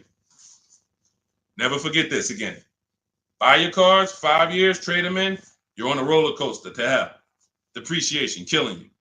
You're never happy with what your car is worth. Man, I put all this money in, that's all y'all giving me? Depreciation. You buy your leases out. You're stuck in the middle. So get to one side or the other. And you must do this first, because as I said, if you buy, but you should have leased, you lost. That's why in step 1 of my book, there's 7 steps. Step 7 is delivery. So some of you who have my book, you should not be at step 7, and I'm about to congratulate you, and you have not done the steps to get to delivery. That book is meant to walk you from home to your delivery of your below market deal. Step 1 is the most important question. How many years are you keeping the next car? What we're saying, AKA, how are we going to beat depreciation? If you say, Deshone, 10 years. All right, we're going to beat depreciation with long-term ownership. Deshone, 3 years. All right, we're going to beat depreciation with a short-term, with a below market lease. The depreciation question is the first question because we're buying a depreciating asset. It's nothing more important than that. Deal on the right foundation. Some of you who are about to start leasing was like, Deshone, man, I was taught for years, never lease. 20, 30 years, never lease. You're going to make some of your best deals and be your most happy because you should have been leasing 15 years ago, but you listened to bad advice that they never broke down numbers. They never talked about depreciation. They never showed you anything. And they just said, never lease. It's like renting. And you believed it. So it's partially your fault. You believed it. You didn't verify. But there was no one to break down the numbers. I love math, and I've done thousands of transactions. I love breaking down the numbers to show you. All of you who are on here can see. You saw all of those below market lease deals. Buying those cars are nowhere close. Even if you bought a pre-owned version, nowhere close to what these people are paying. So that is the key. All right. All of this is in my blueprint. All of this is in my new book. Some of you like, you're like, I don't want to remember all this. It's no way you're going to remember. I'm going to remember all of this, Deshone. Everything is in my new book, step by step. It's a digital book. You can get your copy for 75% off. It's part of our welcome offer. In my TikTok bio, click that picture of me. You'll see a website, and you click the button that says get your book for 75% off. If you're on Instagram, click the picture of me, click the website, and then get your book for 75% off. If you're on YouTube, look in the comments. I have a 75% off link for you there. If you're on Facebook, look in the comments. I have a 75% off link for you. That link is only good for 30 minutes. So if you went there 45 minutes ago when we started, an hour ago when we started the stream, you missed it. So $97. And if I'm you, even if I missed it, I'm getting the book, because we only went over probably 40%, 30% of what we're talking about in there. Squeaky Clean, good to see you. Guy purchased the book. Listen, use it. Congratulations. Send me your stories. Send me your emails. I want you guys DMing me. I want you DMing me, Deshone. Check this deal out. I want you seeing, look, if those of you on Instagram and YouTube, you can see this. I want you sending me not just your cars, your numbers. Look, everybody who taps in, look, American Senior Benefits. I wanted to share my experience. Purchased my car 2 days after using the system. Now, those of you who want to shop with me, I do shop with people all around the country. It's an advanced thing. That's in my bio too. So I don't care how you get it. Some of you are like, Deshone, give me the blueprint. I can follow it. Everything's in there step by step. Some of you like, hey, Deshone, can we do this together? Perfect. You'll see both buttons in my bio. Doesn't matter how you want it. But he says, look, the first day I sent out the template, I received about 7 offers. Day 2, I emailed for my numbers, took the best offer, put them into the calculator. I have a calculator I invented that you get access to in the book. All of you get access to all. I probably have 5 calculators in the book that I've invented. You'll never find them anywhere else. Can't Google them. These are calculators that I literally wrote the code for that we use. One of them is the counter offer calculator. And he said, look, I sent the email counter. The dealer MSRP was $36,365 on the 2025 Kia Sportage X line. Oh man, I gotta go back and get his numbers. I didn't open it up on his Facebook post. I was supposed to hit see more, and I didn't hit it up. All right, so I gotta go. But you can tell he was excited to tell a story, and it's like, dang, I gotta go back and pull him in. But this is what I want. I want you guys emailing me the numbers. Proud of your numbers. Deshone, look at this. Last thing people want to talk to me about is their numbers. They'll post all day long. Oh, your girl upgraded. I had to treat myself. You know, your boy Fresh had to step out with the 2025. You never hear him talk about numbers. You'll never hear us. You'll never say, oh, y'all won't believe the price I got for this. You'll never hear that because they're ashamed of it. They're embarrassed by it. If they ran into me and I said, hey, yo, you got your contract on you? You got your purchase order? Oh, yeah, let me look at this. They'd be like, man, they'd be over there sweating like, all right, Deshone, don't tell. I know I did bad. I've had people say that to me. You know, man, I know I did bad. I'm like, listen, man, don't beat yourself up. I just want to see you do better. I want you knowing, why would you go work hard and then go get this beautiful vehicle and not have the confidence to know you paid less, the lowest price you could have? You shouldn't be ashamed. This is a treat to yourself. But because you didn't know how to shop, you're ashamed. Or we're not doing that no more. You're gonna know how to shop. You're gonna be emailing me, Dad, Deshone, I got 6 offers. Deshone, I looked at all these pre-owned cars. The dealer that had the best one, I saw all the service records. I saw the true value discount. I got the price of it when I was new. It was no bogus. It was an hour and a half away. I had to drive an hour and a half away to get it. But look at what I got. And then I let the banks bid. And then, you know, my credit union, you're gonna be like, numbers. You're not gonna be thinking about cars. You're gonna be just as excited about the deal you got as the car you got. That's where you're going. So shout out to everybody. Valerie, the link is in my TikTok bio. You got to click the picture of me, and then you'll see a web link right there. Click that link, and then you'll see a button that says 75% off new book, 30 minutes. Okay, same thing with Instagram. The link is in my bio. Instagram, TikTok, the link's in my bio. On Facebook and YouTube, the link is in the comments. So grab your copy, get there before the 30 minutes runs out, so you can get it for $24 instead of $97. All right. God bless y'all. I will see y'all soon. All of that is answered in the book, Squeaky Clean. Don't worry about that. We protect credit. And you might have missed the segment where we were talking about the bank bidding war. All of this we do. You don't give. See, part of what we didn't even get this. Part of what you need to learn is you don't give dealers quotes. You don't give dealers credit to get quotes. We couldn't even go into that. Credit is not in my templates. We never give dealers our credit to get quotes. That's what the 80% will tell you, though. Hey, Jim, we can't give you credit. Yeah, just fill out this credit app so I can give you a quote. They lock you in. We don't do that. All of that is explained in the book. All right. God bless you. I will see y'all in the next stream. Everyone who got your book, send me your success stories. Go out and be empowered. Go out and win in this world, and make sure you send me your results. All right. God bless you.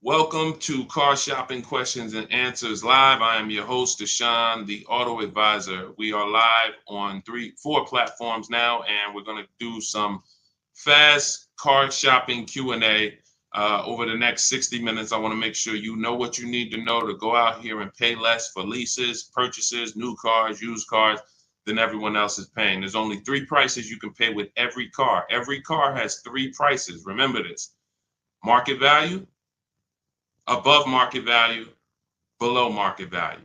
Every car has 3 prices. Above market value is reserved for people who can't negotiate at all. Market value is reserved for the negotiators. And then below market value is reserved for the people who put dealers against each other and create competition so that they can see the entire market. Below market deals do not come from negotiators. You cannot get a below market deal negotiating. So, and you you got a below market deal negotiating. You must get dealers against each other.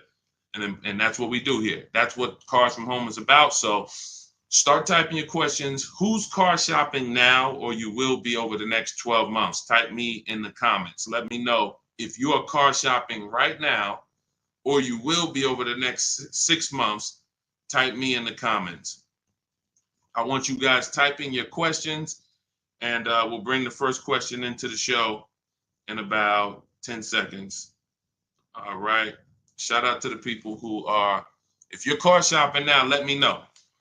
All right, Dolan, I see we got our first couple questions. Let's get the show on the road. You guys can keep typing, and then we'll, as we get more questions, we'll keep it going. What do you think of drive time? Do you think it's a good option? Well, drive time, any website that does not put dealers against each other is not a good website. Most people are going to try to sell you on variety. And variety makes you think you're getting a better price. Give you an example. Carvana says, we have 50,000 cars for you to choose from. That's variety. It's no different than if you walk into the Lay's potato chip factory and you're looking at 100 different flavors you never saw before. They're all Lay's, and you're like, wow, y'all got sour cream and onion, but y'all got baked potato, all of this stuff. It's variety. But if they said to you, every single bag is $7.99, you don't have any competition. So you can't compare anything. You can't even compare them to what they would sell it for in the store, because you're in the factory where all of the variety is. That's how most of these websites operate. It's strictly variety, but variety doesn't drive down prices. Competition does. So you want every car you're buying, leasing, you want to look at 100. You want to know within 100 miles of me who has a car like this and who's willing to sell it to me for. What are they willing to sell it to me for? Because this is not the Apple store. My biggest thing I want to get across to you guys concerning this pricing is cars are not like the Apple store. You go into the Apple store in California, the iPhone 15 or 18 or whatever they come out with is going to be the same price as the Apple store in Florida, same price in New Jersey. It's not like that in car dealerships. Every dealer is selling their vehicles for a different price. Every dealer's best price is different. So if you're going to find the below market best prices, you need to be on websites and you need to be using tools that allow you to get multiple offers from multiple different dealers. And there's no websites that do that, so to speak, but our system in Cars from Home is what we use to do it. We're going to get multiple offers, look at all the used cars within 100 miles, screen them down, see which one is the below market lease, the below market deal. And we're going to do the same thing for purchases. We're going to reach out to 25 dealers online. Using my email scripts, we get 5 quotes. So then we pick the best one. Now, you can feel free to do that manually. If you want to actually manually try to call dealers and get multiple quotes, you can. But I recommend you don't talk to dealers. And that's why I created a system where you're just emailing. But even if you called around, if you're looking for a Honda Pilot and you got 5 different managers to give you 5 different offers, you're going to see they're going to be totally different. This one's going to be $29,000. This one's $31,000. This one's $38,000. This one's $32,000. Like, they're going to be totally different because every dealer has a different price, and 80% of dealers are overpriced. So you're going to be shocked at how overpriced some of these dealers are once you start to get multiple offers. But yeah, when it comes to websites, Christian, if they're not putting dealers against each other for us, if they're not allowing us to see where dealers rank against each other, it's trash. Even on used car marketplaces. Used car marketplaces need to be telling you what discount you're getting from the original price, which they're never going to do. They're used cars. If you've bought a used car in your life, I want you to type the letter U in the comments. If you've ever bought a used car, I'm going to tell you something right now that is that you're going to be like, wow, you're right. That's common sense. But no, none of us have ever done it. No one's ever done it. That's why I added it to my system. When you look at used cars on the marketplace, on the website, cars.com, Auto Trader, you're looking at them using algorithms to tell you if this is a good deal or a bad deal. They're looking at what all the cars are listed at, and they're saying this one's listed higher, this one's listed lower, this is a good deal, this is a fair price. That's trash, because what they should be telling you is what is the discount you're getting from the original price of that car. The original price of that car. That's all that matters. If that car was originally 50,000 and now they're asking 25,000, that's a 50% discount from the new price. That's all. Listen, during the pandemic, we had people going out, and you might have done it, and literally buying used cars for the same price as new cars and not really asking questions. And they didn't even really bother to see that the same price they're paying for the 3-year-old used car is the same price it was new. There's no discount. And that's what I call the true value discount. So they're never going to see that. What you would see if they did this is how it would look. This vehicle has a 1% discount from the new car price. This car has a 6% discount from the new car price. And you're going to be like, why the heck would I buy that? It's really no discount. You charge me the same price as what it was new. That's all that matters. But they're never going to do that, because then they have a bunch of people paying them to sell cars for them through their website, and the cars wouldn't be selling because people be like, yo, I'm not buying that. There's no value there. So that's what we need to know when we're getting a used car. That's the last step when we're narrowing down our used cars. We pull the original MSRP, we get the original price, and then we compare that. I have a calculator in my book that does it. You put the original MSRP in, you put the asking price in, and then it tells you this vehicle has a 42% true value discount, a 38% true value discount. And that's what you compare when you're shopping prices for used cars. Okay, everything that I'm talking about, if you're like, Deshone, I want the whole blueprint, I'm not going to remember this, you can go and get my new digital book. It's called Cars from Home, 7 Steps to Saving Time, Money, and Avoiding Dealerships. You'll know our system for screening down used cars. You'll know how to get the original MSRP. You'll have the true value calculator, and you can get your copy for 75% off as part of our welcome offer in my TikTok bio for 30 minutes, my Instagram bio, 30 minutes only, or YouTube comments or the Facebook comments. And you won't pay $97. You'll pay $24 if you get there before the 30 minutes is up. So go grab your copy. Come on back to the show. Catherine Marie, I have a 2022 Chevy Blazer, 40,000 miles. I want to trade in for a 2024 Kia Sportage. My credit is 530. Is it smart right now? I've never been late on payments. Smart is relative. Why are you doing it? If you just got a vehicle, you're right now driving a vehicle that it's depreciating like this.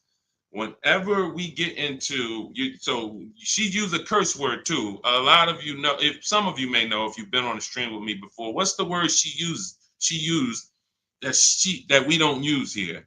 Some of you may know. I'm not, Catherine, you're new to the stream, so you don't know, but you're about to find out that there's a word. Let me see if anybody gets it. I'll tell you in 3 seconds. Okay. Trade. All right, trade. Why don't we use the word trade? Because you don't get anything, you don't get the value, the maximum value for anything trading it. So if I wanted to get rid of this phone, it's an iPhone 14, would I make the most money trading it, or would I make the most money selling it online on the open market? Would I get the most money trade or sell? Type into the comments. Y'all know, listen, I need you to lock in. Let's go. You know, the people who win with us are the people who are locked in. The whole world wants to distract you and have you focused on all of these things. None of this stuff is going to keep money in your bank account and make sure you're keeping thousands of dollars. You're paying thousands of dollars less. So lock in, focus, exactly. Trade. No, not WW. No, not trading. Yes, body, sell. Yes, open market. Exactly, Shiva. You're going to make the most money selling something on the open market, not trading it. So when in the past we used to have to, sell our cars on Facebook. We don't have to do that now. There's big companies that make us cash offers for our cars that literally write us a check the same day. CarMax, Driveway, Instant Kelly's Blue Book, Instant Cash Offer, Carvana, Auto Nation, and Car Gurus. That's 6 offers. CarMax, Carvana, Driveway, Kelly's Blue Book, Instant Cash Offer, Auto Nation, Car Gurus. 6 cash offers that we get in 20 minutes. This is in step 2 of my shopping process. This is called the equity assessment. Before you can go into your next car, you want to see what is the maximum value I can get for my current car or my current lease. Can I sell my current lease and make $3,000, $5,000? And if you didn't know you could sell a lease, type a question mark, because if you didn't know you could sell a lease, how much has that cost you already? Just not knowing that you can sell leases, just dropping them off to the dealership. And if there's $2,000, $3,000, $4,000 of equity, or like in the pandemic, some of us had 10,000 equity, 7,000, you're just giving it back to them, and you're wondering why they're saying, "Oh, good news, we could get you in this new car with no money down." That's because you have equity that they're most likely using for your car, because you don't know how to assess your own equity. So we do this ourselves. So when it comes to your, to me, you look like a lease person. You have a 2 to 3 year old vehicle right now that you're already replacing, and you should not be swapping cars. You're going to have a ton of negative equity, because unless you're putting big down payments down, every time you trade these cars in, Catherine, you're just moving all of the baggage from the old car over to the new car. And so you should be leasing, but you're buying. Buying is for people who are going to buy their cars and pay them off and then keep them until the depreciation doesn't look like this anymore, because this is normal depreciation. This is why you buy a car for $40,000 and in 5 years it's worth $18,000 or $16,000. That's called depreciation. So, but you get to a point when you own a car where your depreciation looks like this. Your car, this is around 8 years. Now, your car today might be worth $10,000. Next year, it's worth $9,800, $9,200. It's not losing that much value anymore. But if you're not buying cars to get to this space, you're throwing money out the window, because you're losing thousands in depreciation. And then what you do is you're riding that sliding board of depreciation down to the bottom. And as soon as it's about to cool off, you say, "Oh, let me go get another car and let me ride it down to the bottom again." So you're literally replacing your vehicles in the point in time where you're losing the most money on the vehicle through depreciation. That's why you should not be buying. So now your credit is not in a place where you can lease. So what should you be doing? Building up credit to go into a lease. It's very simple. If I needed to lease, because leasing is going, and you'll see, we'll go over this in the stream.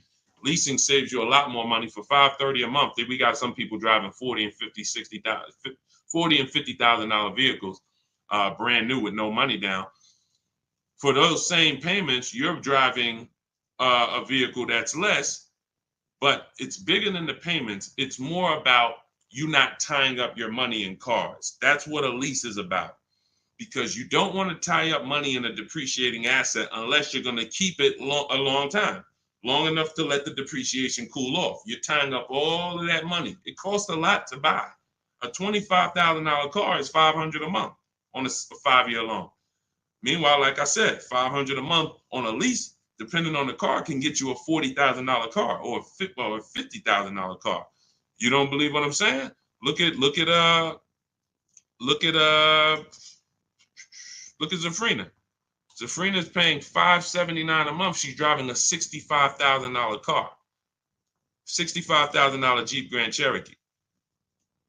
Look, this is $512 a month, a $40,000 Honda CRV. This was Jen's best bid.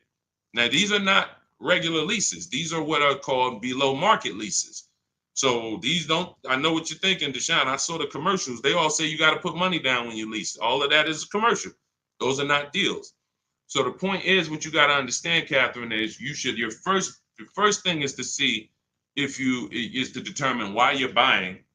And if I'm you, I'm staying in that car, and I'm getting my credit to the point where I can lease. You got a nice car, you have a solid car. You're going to switch that into a Kia. Your payment's going to go up, because if you go from that to a finance, another purchase, your payment's going to go up. You're going to have negative equity, and you're going to be no closer to leasing. So if you've never missed a payment, then you should be focused on getting your credit to about a 660, so that you can go. If you get to a 640 with a good payment history, you should be able to flip out of that Chevy Blazer into a brand new lease, and you can actually save money. Because if your payment has to be high.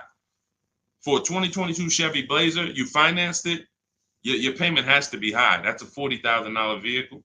So I'm guessing your payment is around like $700-800 a month. Depends on if you put money down, but you could be driving so much better car than that, or you could have a lower payment.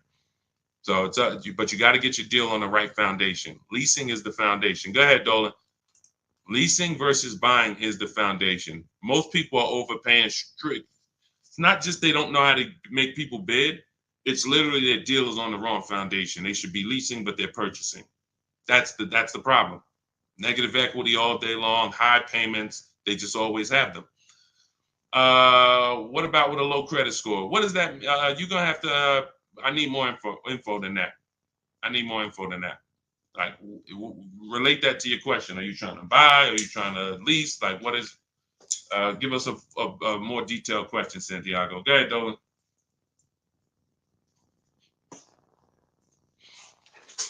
I'm car shopping right now for a new vehicle. I need a car ASAP. I'm looking to finance. Okay, so first thing to determine is, do you have a current car? If do you have a current car, then you've already decided you're going to purchase. You're not leasing. So therefore, now we move to step two. My process is 7 steps. Step 2 is equity assessment. Do you have a vehicle you need to sell? Okay. Now we're going to budget for. Are we going to budget for a new car or a pre-owned car? Can you afford both? That's the thing. Now, in my book, I have something called the perfect budget calculator. This is where we use the standard interest rates. We put our, preferred down payment in. It could be 0. Some people, you're like, Sean, I could put 3,000 down, but if I don't have to, I don't want to. That's what the perfect budget calculator does. You put in what you could put down comfortably. You put in what can you spend monthly comfortably. You put in what equity you have from your old car. You put that in, and then what it does is it tells you how much you could afford for a car. Could be 22,000, but you get multiple goals, because what you got to understand is, if I spend $400 a month for a 5-year loan, that's less money than if I spent $400 a month on a 6-year loan. So what we do oftentimes, you can actually budget for a lower price vehicle simply by shopping for a vehicle with a 5-year loan instead of a 6. So yes, my budget might be $400 a month, but for how long? So the perfect budget calculator gives you multiple goals, because you got to decide, what can you afford? Can you get everything you want in a new car at your budget? You said I'm shopping for a new vehicle. Can you get everything you need in a new vehicle for your budget? If not, then you got to go pre-owned. And then now what you're doing is you're going to the market and if let's say you're shopping for a new vehicle, because you said I'm shopping for a new vehicle, what we would do is we're separating the finance from the purchase of the car. See, because I could already tell by your statement, you're going to go in mixing them. And what I need you to get is, you're giving dealers, anytime you buy a car from a dealer and you give them a loan, you get your loan from them, you've actually given them 2 transactions. You've given them 2 transactions. Buying a car from a dealership is one transaction. Getting a loan from a dealership is another different transaction. And you're never going to get the best deal doing that, because you're not bidding out the loan. What we do is we bid out everything. Every part of our car buying transaction, we're bidding it out. So we're bidding out, let's say you're searching for a new Honda Civic. Okay, there's 25 Honda dealers within 100 miles of me. I'm talking to all of them online. You use my way, you're doing it by email, copy and paste. You do it your way, you can call around, ask for the managers. But I want to find the Honda dealership that's going to sell me a Honda Civic that I want for the lowest price. Who's going to beat everybody? Now, once I find that person or that dealer, now it's time for me to bid out my loan. My loan gets bid out by me reserving my car with the dealership. Hey, Honda, you already got. See, when you do this, what you're going to get is you're going to get a buyer's order, and you're going to say to the dealer, okay, I'm going to go shop for my own financing, but if you could beat the rate, you can have the business. So sometimes where you're going wrong. Another way you're going wrong is you're not giving the dealer a chance to beat the rate you got. And that's losing you opportunity. And the more people bidding for your loan, the better. And I'm going to tell you how you could do it without affecting your credit negatively. So this is all what I call the bank bidding war. This is in my books, the bank bidding war blueprint, because like I said, we bid everything out. That's how we get these deals that we get, that you see people get. So the point is, we lock up our car, we go home, we have our banks bid, we have online credit unions bid, online banks bid. Whoever gives us the best rate, now we call the dealership and we say, hey, if you can beat the rate, you can have the business. See, if you, it doesn't have, you never want the dealer telling you what your payment is going to be. Your payment is between you and the people giving you the loan. But because you mix those transactions, you don't realize you're giving the dealer maybe $5,000, $7,000 of negotiating room in the car you want to buy. And then you're giving them another $3,000 of negotiating room in the loan. So they have all of this money to move around, and then God forbid you trade in your car. Now they got another $3,000 of wiggle room in that. You're giving them all three transactions. And that's why you're wondering, oh, I hope I could get a good deal. You can't. You have to separate these transactions and do them at home so that you can bid them out. So that's what you would do. If that's a process I call the 25 to 5. And as you can see, you don't need a lot of time to work our system. Ansley, I want to say, where's Ansley's deal? I think he got his car, he got his below market deal in like, look, he said right here, he said, I started the process Saturday. I accepted a deal Monday. Got the car delivered Thursday. So for those of you, if you're like, man, Deshaun, I need a car in 3 days. Ansley started the process using our process Saturday, accepted a deal on Monday. This does not take, this is a 90-minute to 3-hour process to get below market deals. This isn't days. I would never spend more than, I haven't spent more than 90 minutes to get any deal. My Infinity truck, all my leases I had, I never spent more than 90 minutes to get any of these deals. But you can see here, he got a 2024 Infinity QX60 Lux. MSRP was $58,000. Huge discount, multiple offers. He got a 1% lease. That's a $554 a month payment. It's a $58,000 vehicle. It's people paying $554 on $35,000 vehicles, leasing them. You got to understand, bidding is how we do it. Bidding is how we do it. So it doesn't matter if you need a car ASAP, you want the blueprint. Get your copy of Cars from Home, 7 Steps to Saving Time, Money, and Avoiding Dealerships. Now, you could do this manually too. Again, I don't care how you get multiple offers. I prefer you to use our way because our way is proven.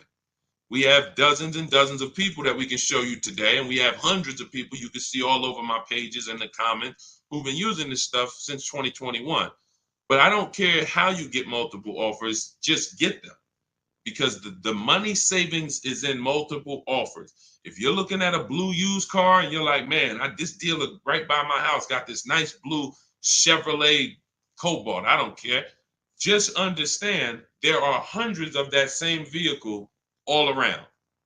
And that instead of, see, what they want you thinking is this is the only one like this, so that way you can come deal with them, and then whatever way you can negotiate, there you go. Once you understand that as an ex-car salesman, I can tell you, even the most rare G-Wagon, there's more than one of them.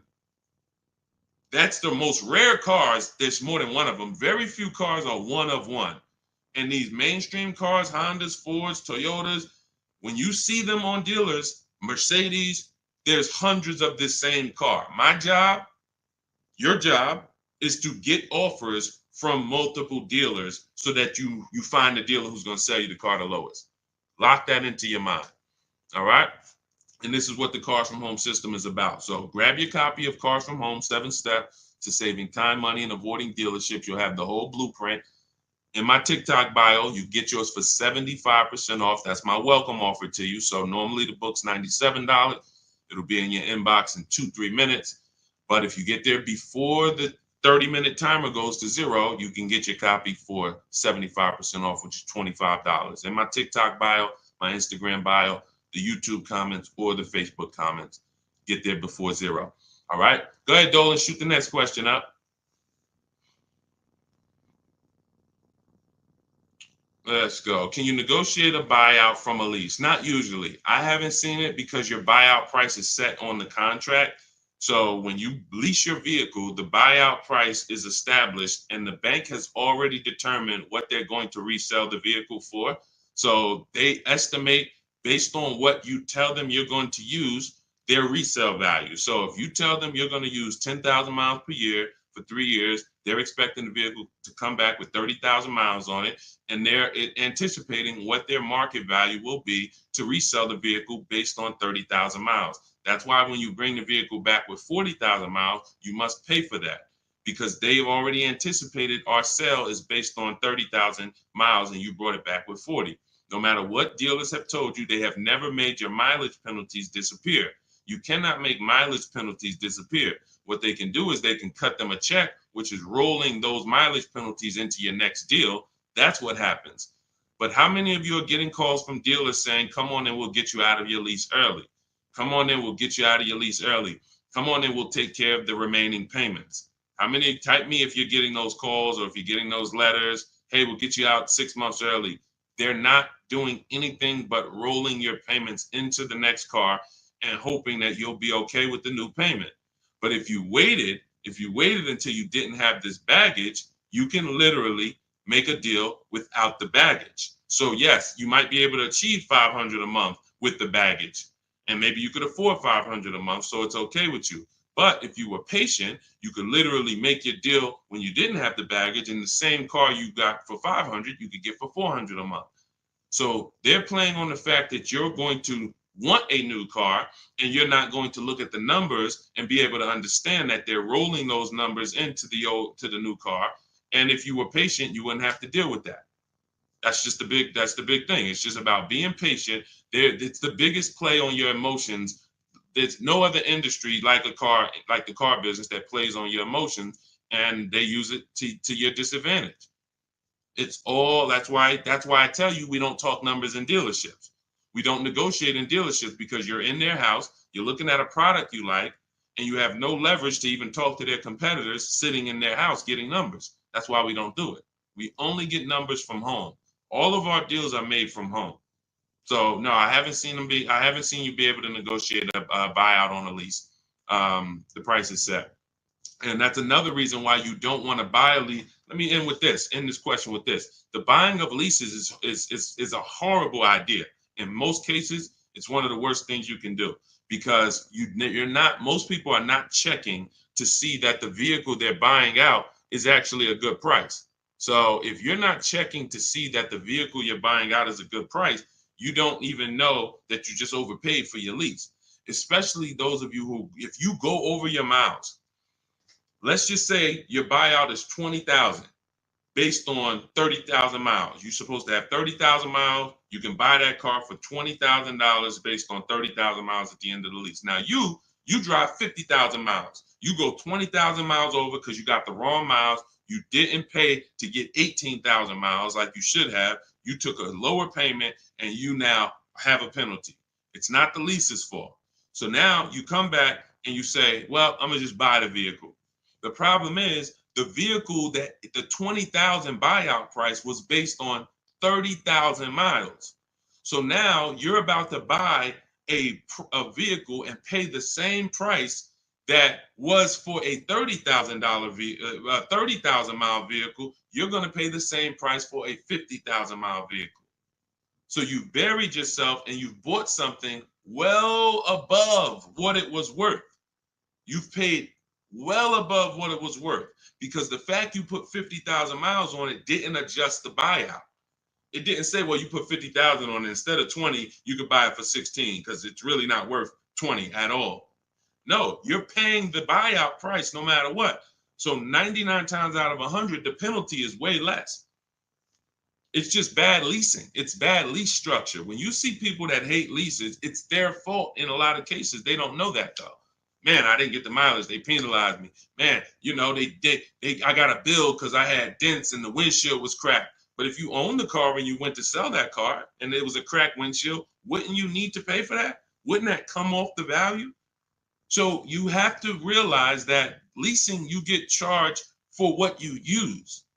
If you abuse the car, you're going to be charged for that. If your tires are bald, you're going to be charged for that. If you went to sell the car that you own to someone and it had bald tires, they would be like, all right, you got to lower the price. The tires are bald. So you pay either way.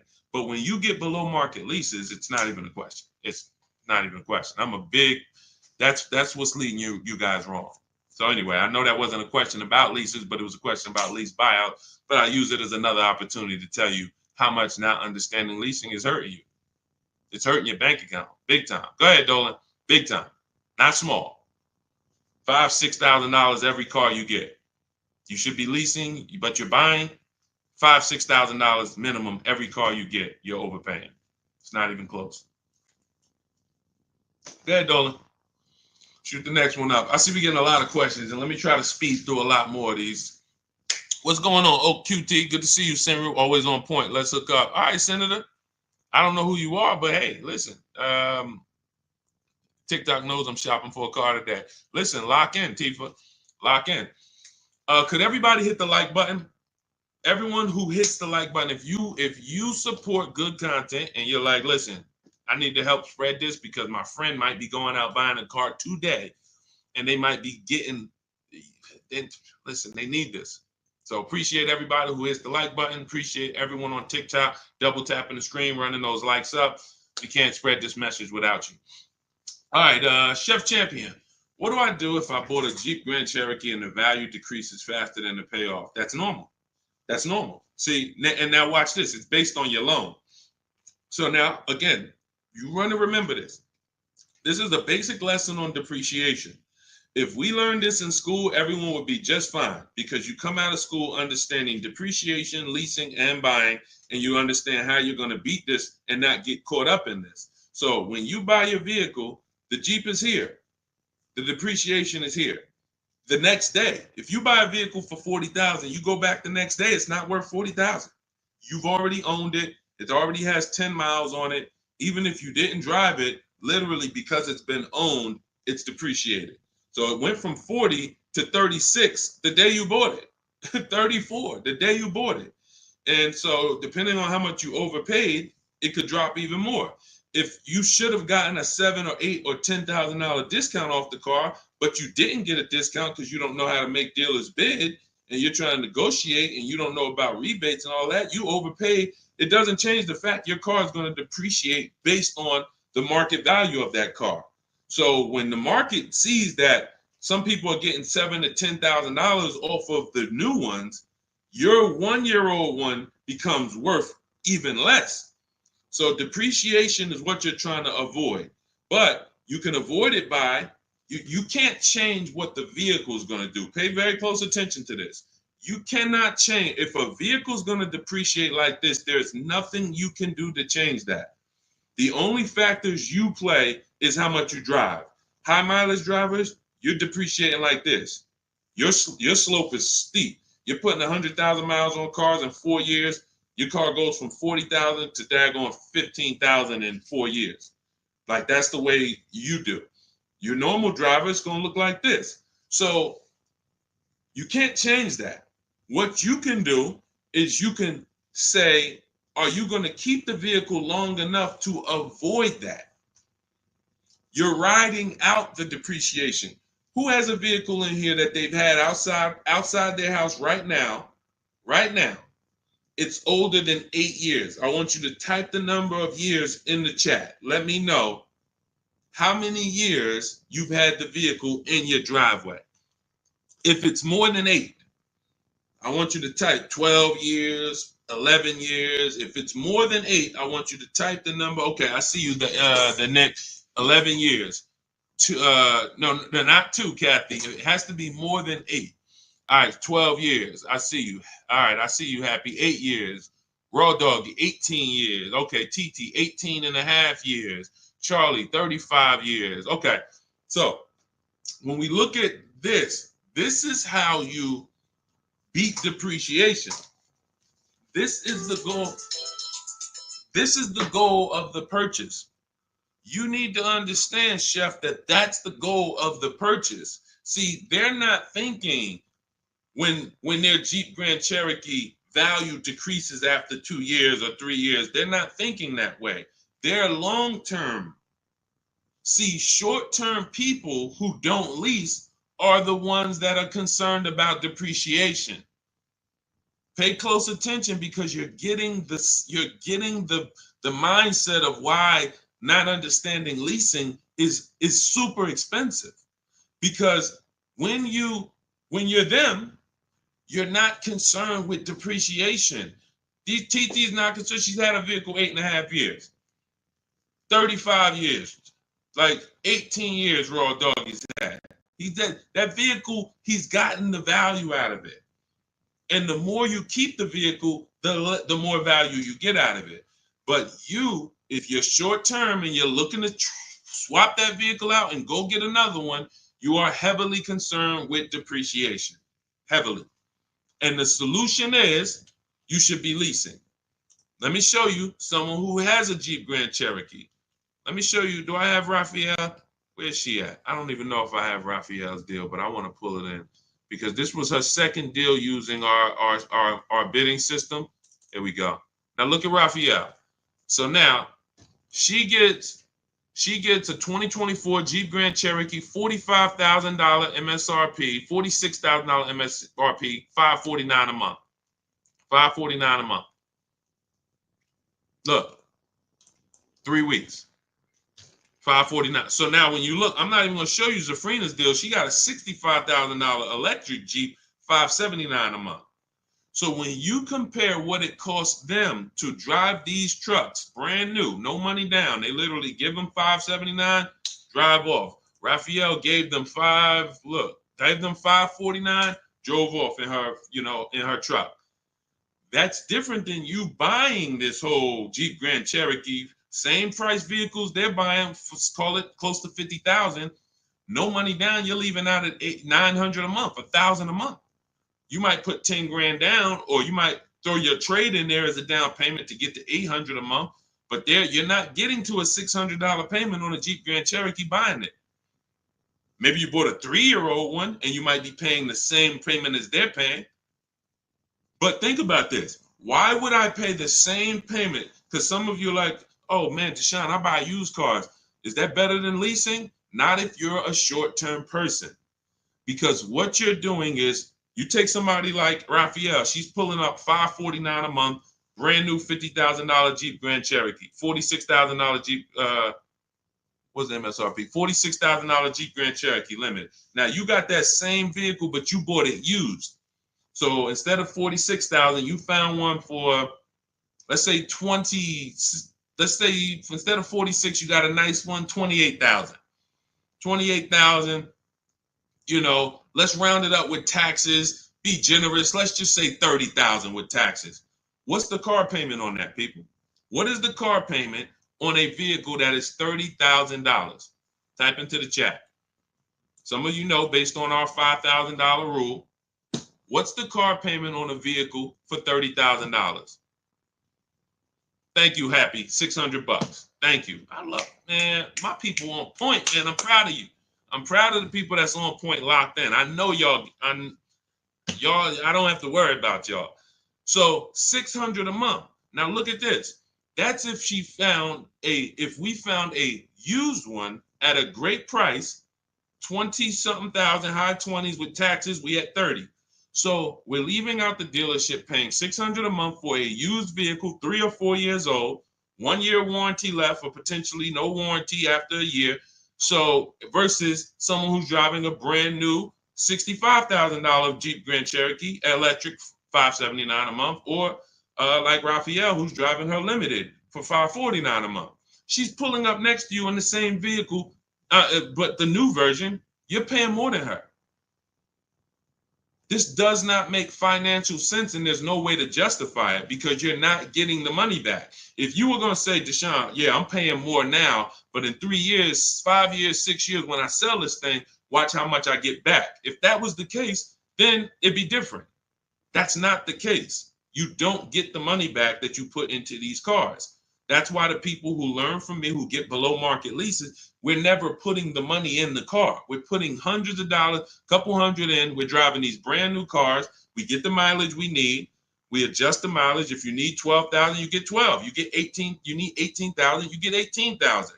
You need 25,000, you get 25,000 mile a year leases. But you don't buy these cars, tie up all this money, not get it back when you trade them in, and then go and do it over and over again and just stay in this depreciation cycle. Just stay in this depreciation cycle all the time. You're living in this depreciation cycle. You're never getting to the people who we talked about 8 minutes ago who are here, keeping their cars 18 years, 12 years, 10 years, where their depreciation is like this. This is the reward for purchasing. If you're not trying to get here, you should not be purchasing. You should be shopping for below market leases. So you can't beat depreciation in the short run, Jeff. To answer your question, to wrap this up, you're trying to beat depreciation in the short term. You cannot do it. The car is going to depreciate, and it doesn't matter the payoff. You could have took a 3-year loan. You would be paying more.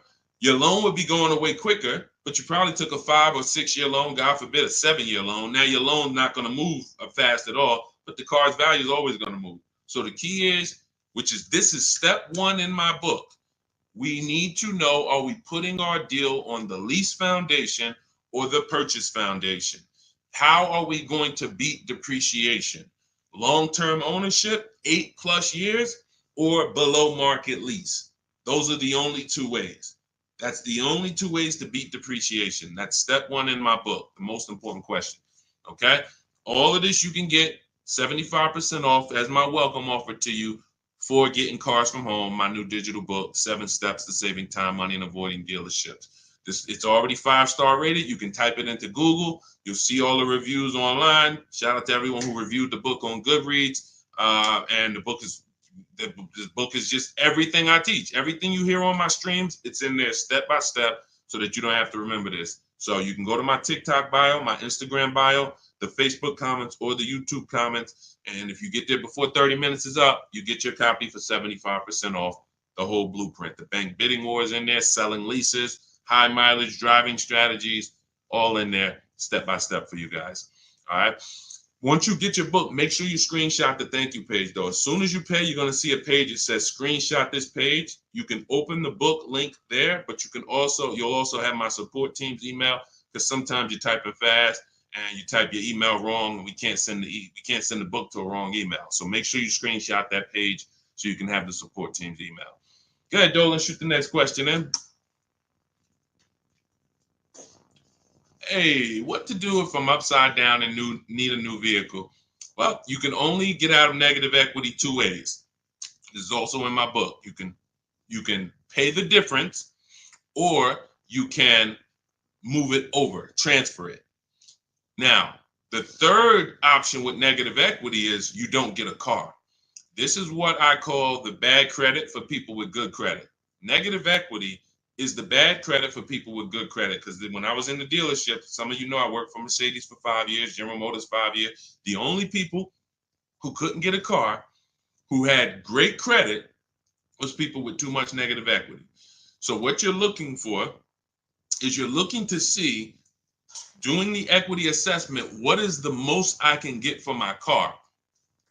Because let's say the dealer tells you your car is only worth $14,000. but you owe $16,000. They're going to tell you you have $2,000 of negative equity. That's why we never get our prices of what our car is worth from a dealer. We do this from home during our equity assessment. This takes us 20 minutes. We go on CarMax.com, Driveway, Carvana, Kelly's Blue Book Instant Cash Offer, AutoNation, and Car Guru, Sell My Car. This is 6 cash offers that we're going to get in 20 minutes. So now these are the most competitive offers we're going to get, and that's going to tell us the least amount of negative equity that we would have. So if the highest bidder from the online buyers pays you 18 and you only owe 19, then you have $1,000 of negative equity. I would come up with 1,000 and sell to the highest bidder. This is what I call paying the difference. Why is that the first option? Because you can now shop your car deal, get bids for your new car, and you don't have to bring over baggage from your old car.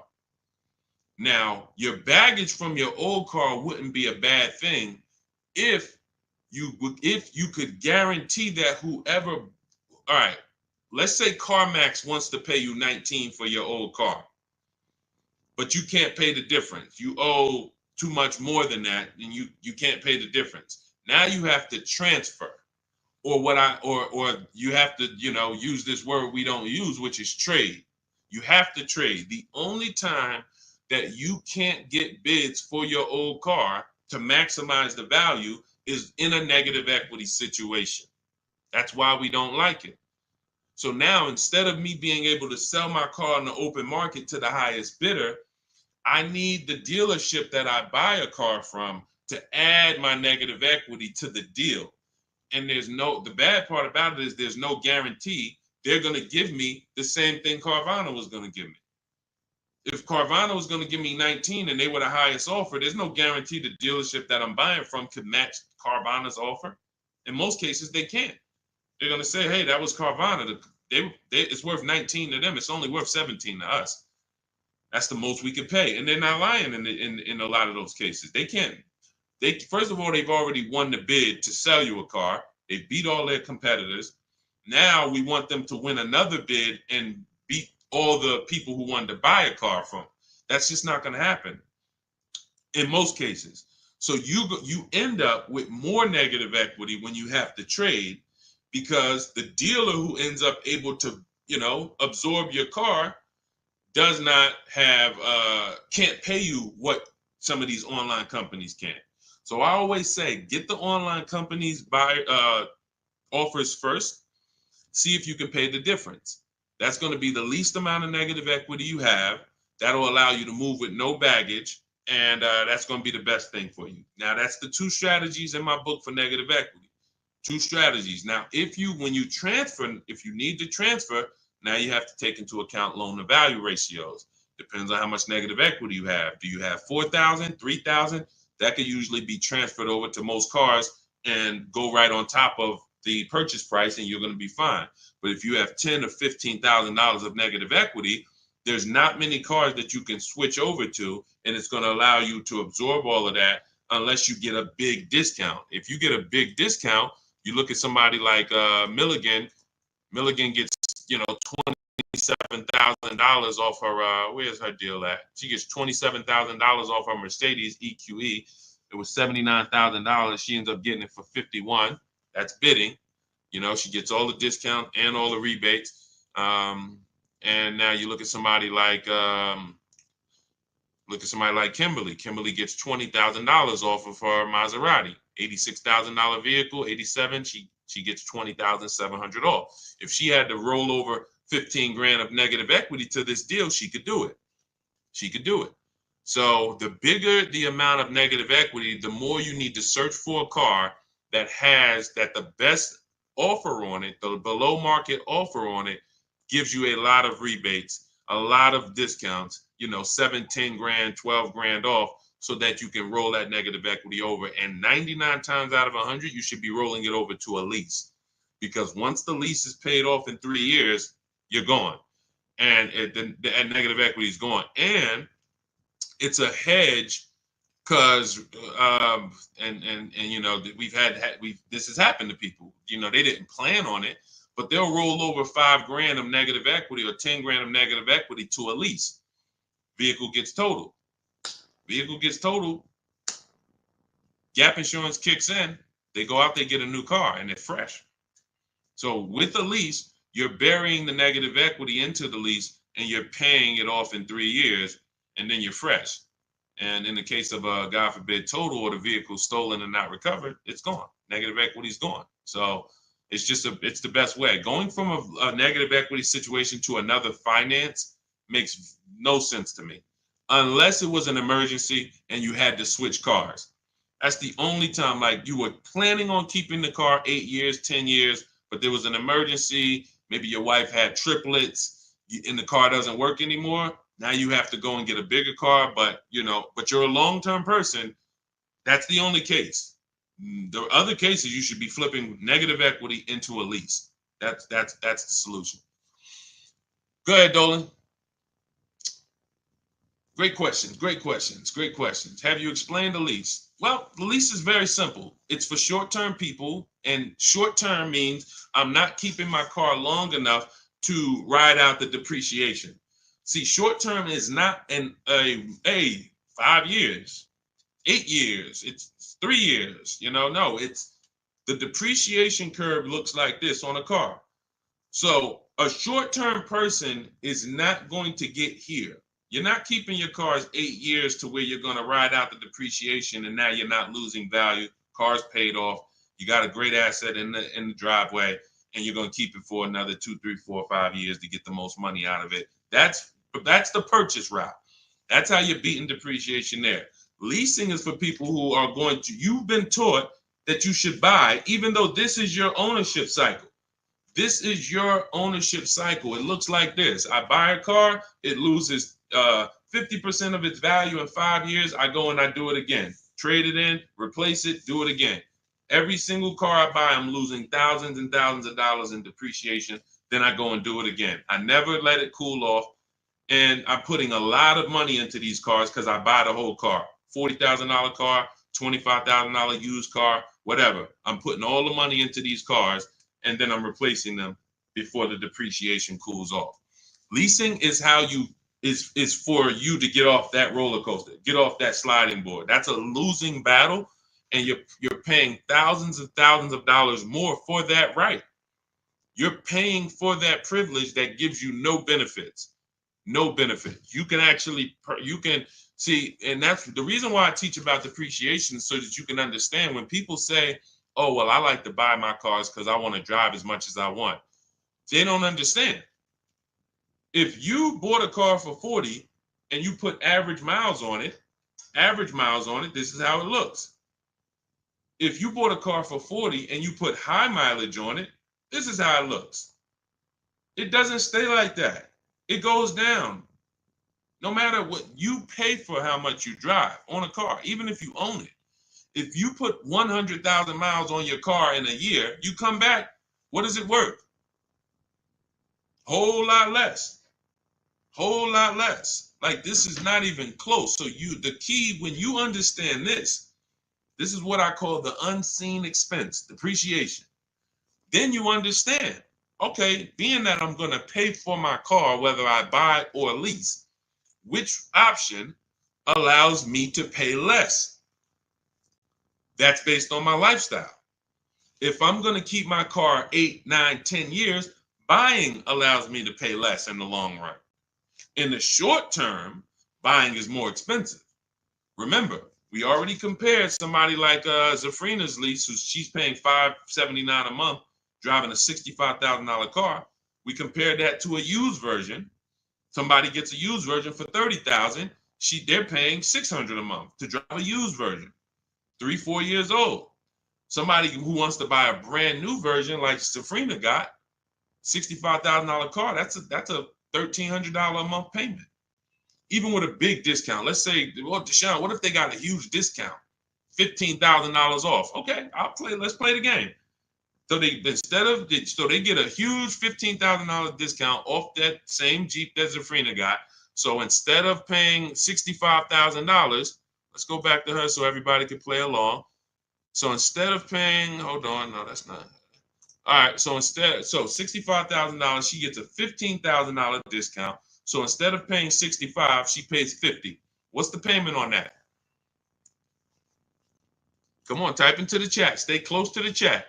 She gets it for 6. She gets it for 50. Huge, big discount.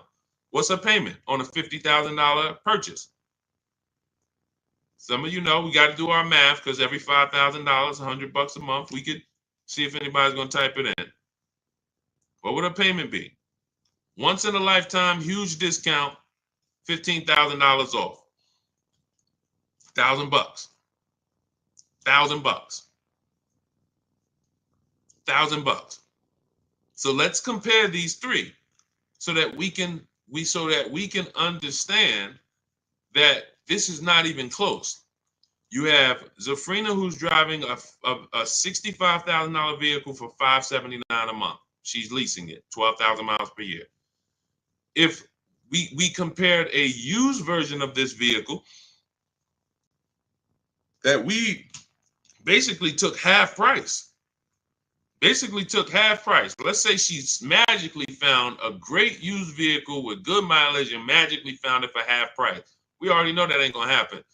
And y'all know why I'm doing this. You can see, dang, if we're being extra conservative and these numbers are still nowhere close, imagine how much you're really losing by not understanding this. If we use real numbers, if we use like more accurate numbers, you're not getting a $15,000 discount. You're not getting a half price discount on a used one.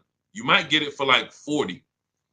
So that's 40,000, that's an $800 a month payment. 30,000, $600 a month payment. Brand new one with a big discount, $1,000 a month payment. None of these are close to what Zafrina's paying at $579 for what she's getting. Driving a brand new vehicle, not tying up her money, driving a brand new vehicle. No, so that's what I'm saying. The reason why leasing versus buying is step one in my book is because if you buy, but you should have leased, you cannot get a great deal anymore.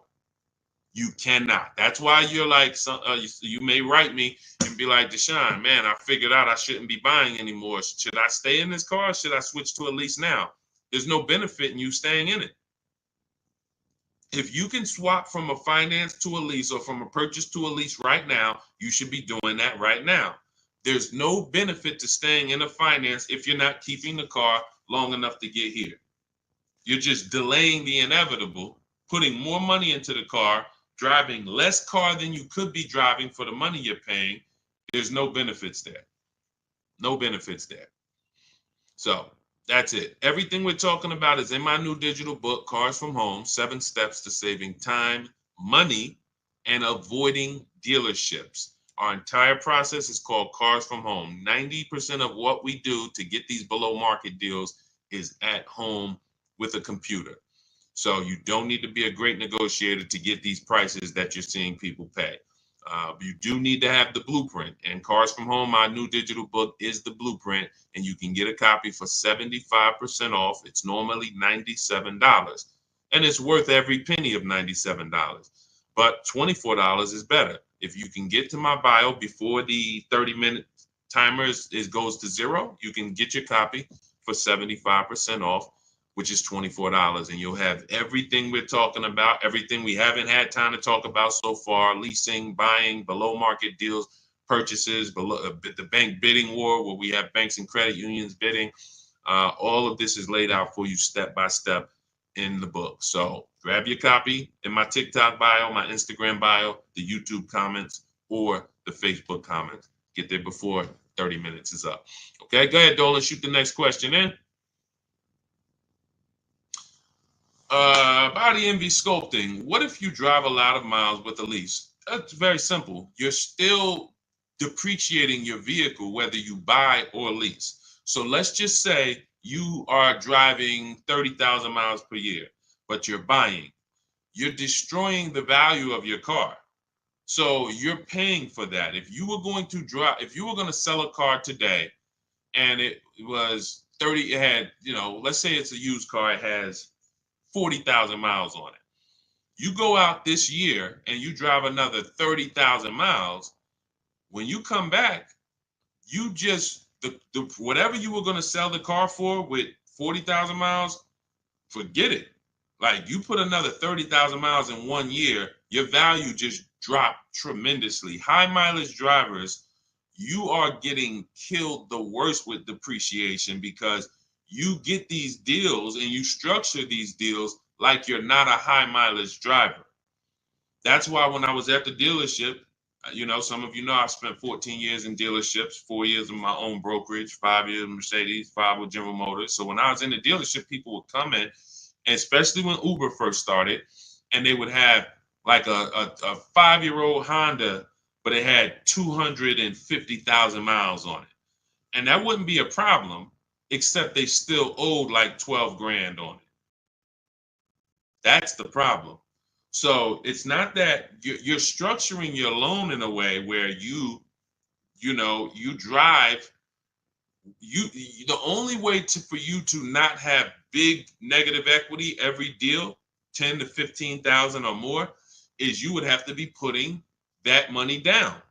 You would have to be making large down payments to stay out of negative equity, being a high mileage short-term driver who's trying to replace their cars in 3-4 years, because it's inevitable. And then you'd also have to or you'd have to take a shorter loan.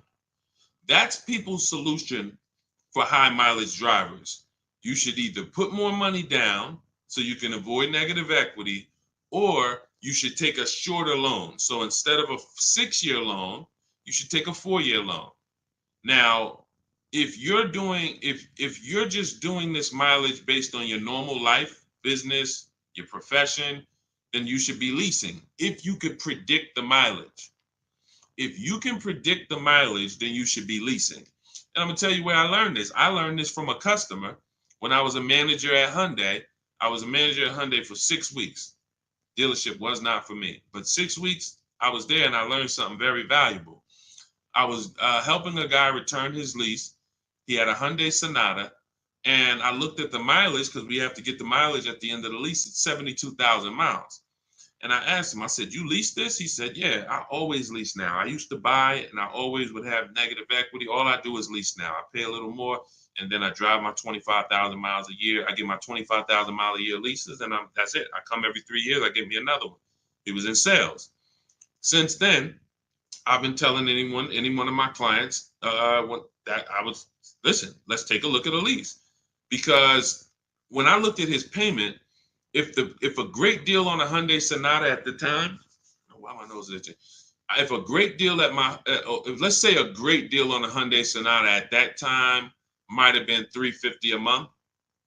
Let's say he was paying $550, $525. You know, he wasn't paying $800. He wasn't paying double. He was literally paying like $175 more per month to drive 25,000 miles a year.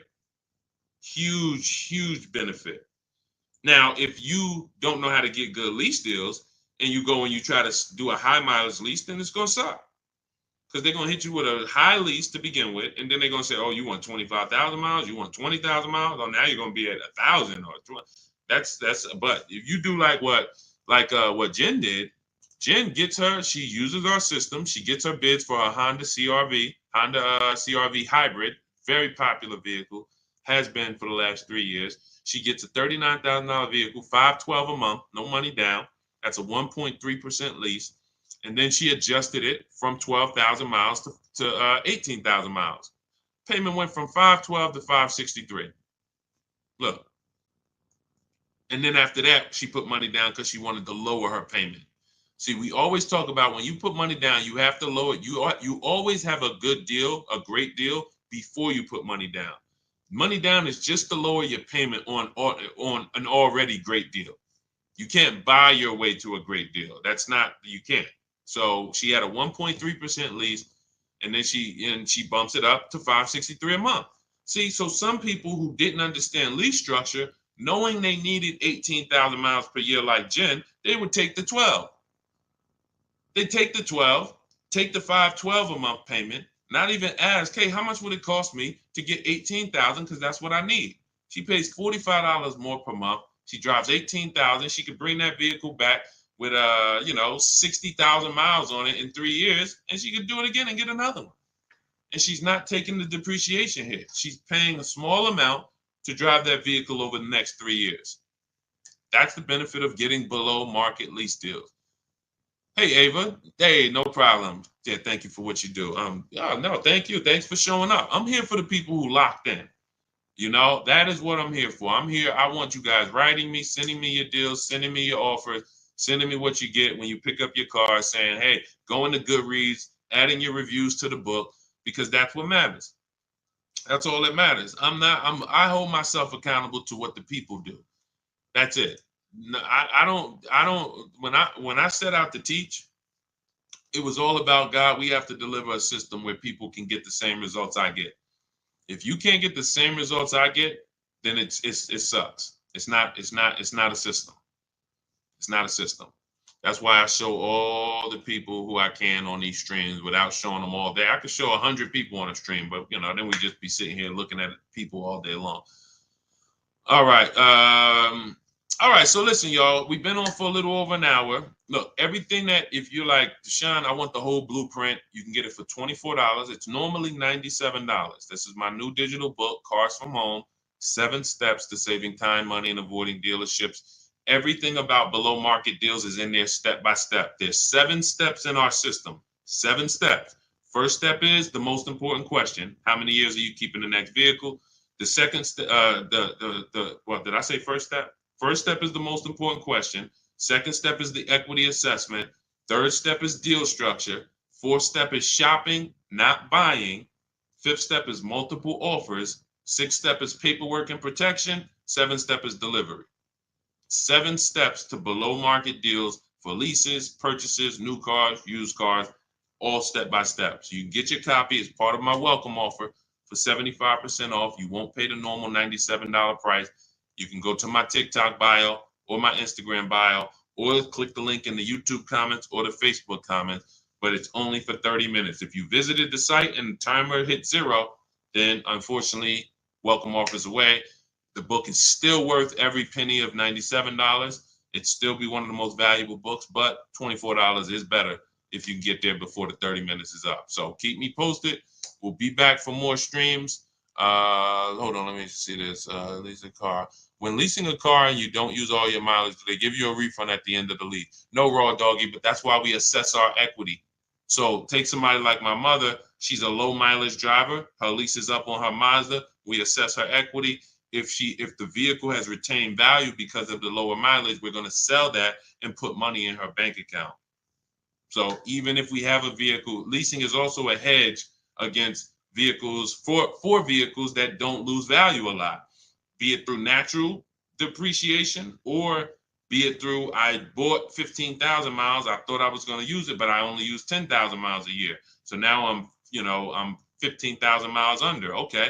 Let's assess the equity. Let's see if we can sell that vehicle, put $2,000-$3,000 in your pocket, and then now that's a bonus. You basically leased and got a rebate at the end. Kind of new to this, where's the bio to get your book? Raw Doggy, you click the picture of me on TikTok. There's a picture of me right up here.